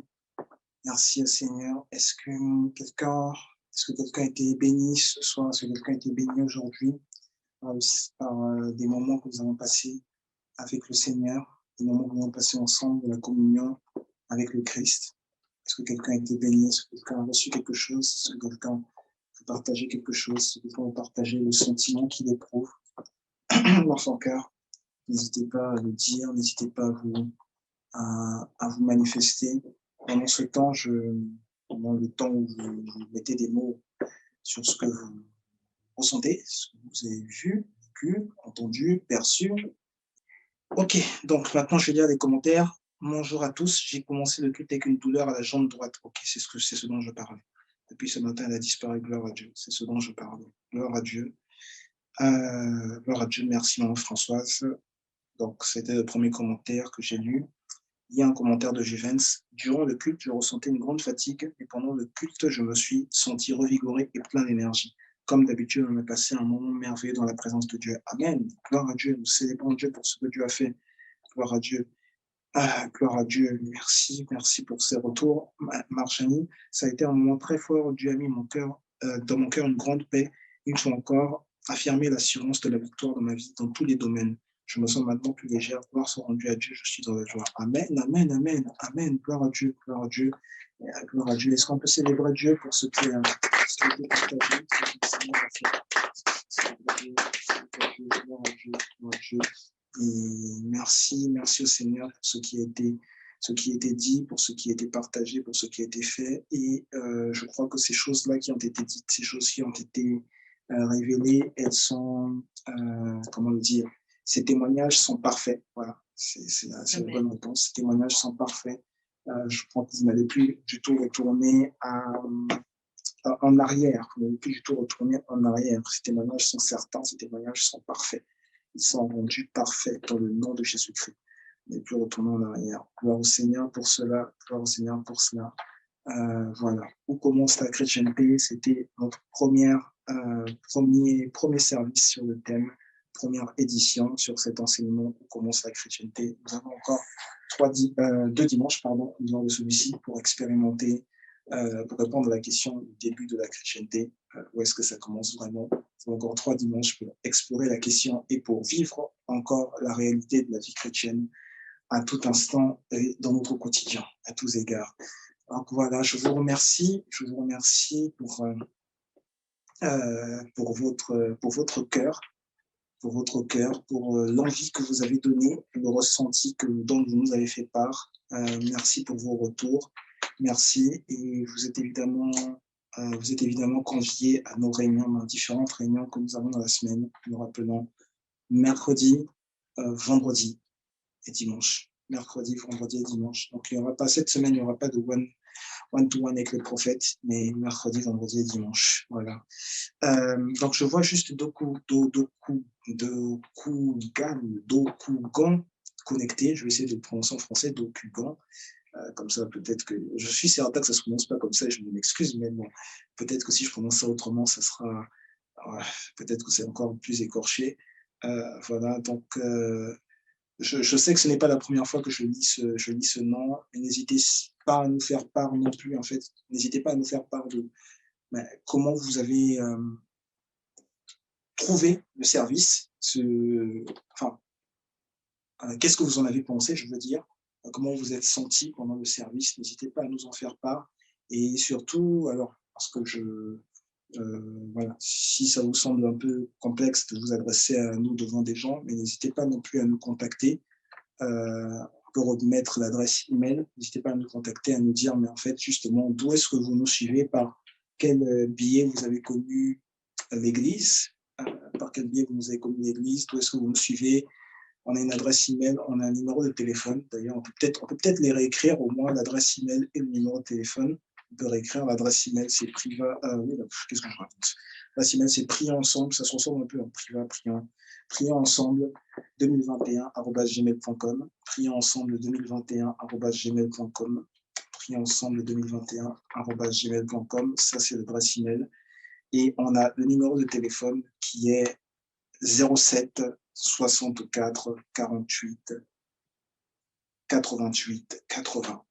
Il est mis là en commentaire, numéro de téléphone. Évidemment, nous avons nos pages Facebook, Privomanie, YouTube, Prions ensemble. Page YouTube, Prions ensemble. Voilà, pour nous retrouver aussi au quotidien. Voilà, donc n'hésitez pas à nous faire part de cela, comment ce que vous avez pensé du service, pour qu'on simplement se connaisse, pour qu'on ne soit pas juste, on ne se dise pas simplement, mais en fait, il y a quelqu'un et puis on ne connaît pas la personne. C'est simplement cela. Il n'y a aucune autre intention derrière. Ne vous inquiétez pas.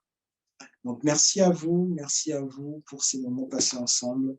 Et je remercie également tous ceux qui sont dédiés à l'œuvre. La semaine dernière, nous vous avons présenté un peu un état des faits lorsque nous avons fait la réunion, l'Assemblée générale ordinaire. lorsque nous avons fait l'Assemblée générale ordinaire. Ah, d'accord. Ah, d'accord, très bien. D'accord, c'est un message en direct. D'accord. Ah, merci. Enchanté, ravi de vous voir en ligne en tout cas. Et j'espère que vous avez vraiment aimé ce service. J'espère que vous avez aimé ce service. Et voilà, aujourd'hui, justement, vous avez l'occasion, par rapport aux questions que vous aviez posées par email, justement, vous avez l'occasion de participer de la manière dont vous pensiez participer au moins par email. Voilà. Et voilà, donc je tenais aussi à remercier ceux qui sont dédiés à l'œuvre. La semaine dernière, on vous a fait part un peu de l'état de la situation au travers de l'Assemblée générale ordinaire. Nous mettons en place donc des éléments dont nous avons parlé au moins la semaine dernière. Je pense qu'on est peaufiné le règlement intérieur. Nous mettrons aussi en place une Assemblée générale extraordinaire pour vous présenter et parler de différentes choses qui sont ouvertes au sein de notre Église, selon les pensées même qui étaient émises. Voilà, nous mettrons ces choses en place. Ça arrivera pendant l'été, certainement autour de la période du baptême, des baptêmes, pardon, certainement autour de la période des baptêmes. Et voilà, je vous aime, nous vous aimons tous. Que le Seigneur vous garde. On va prier pour pour clôturer ce service, ce moment qui n'est pas à la fin de notre communion avec le Seigneur. Père, nous te rendons toute la gloire, nous te rendons tout l'honneur. Merci pour ta face, merci pour ton visage qui nous est démontré au travers de ta parole, au travers de ta vie, au travers de ta vigueur. Merci pour ton onction, merci pour ta paix, merci pour l'alliance qui est faite avec tes enfants, l'alliance qui est faite avec tes saints, l'alliance qui est faite au travers du Christ, l'alliance de la résurrection dont nous sommes bénéficiaires. Merci pour la réussite qui accompagne tout ce que nous faisons. Merci pour la réussite qui accompagne tout ce que nous faisons. Merci parce que notre tête aujourd'hui est séparée de l'oubli, notre tête est séparée de la confusion, notre tête est séparée de l'échec, notre tête est séparée du manque, de la lacune, notre tête est séparée de l'envie d'abandonner, notre tête est séparée du désespoir. Merci parce qu'aujourd'hui, alors que nous avons acquis la vie du Christ, nous vivons pleinement dans la gloire de Dieu, nous vivons pleinement dans la manifestation et l'orientation de la vie divine, nous vivons pleinement dans la sagesse de Dieu, dans l'intelligence que Dieu nous a donnée. Et cette intelligence nous permet d'agir, de manipuler, de contrôler, de comprendre le système que tu as mis dans ce monde, c'est-à-dire la foi par laquelle nous acquérons et nous possédons tout ce que le monde renferme, tout ce que le monde renferme et tout ce que tu avais prédestiné à notre égard, tout ce que tu nous avais donné. Nous acquérons toutes ces choses dans le nom de Jésus-Christ.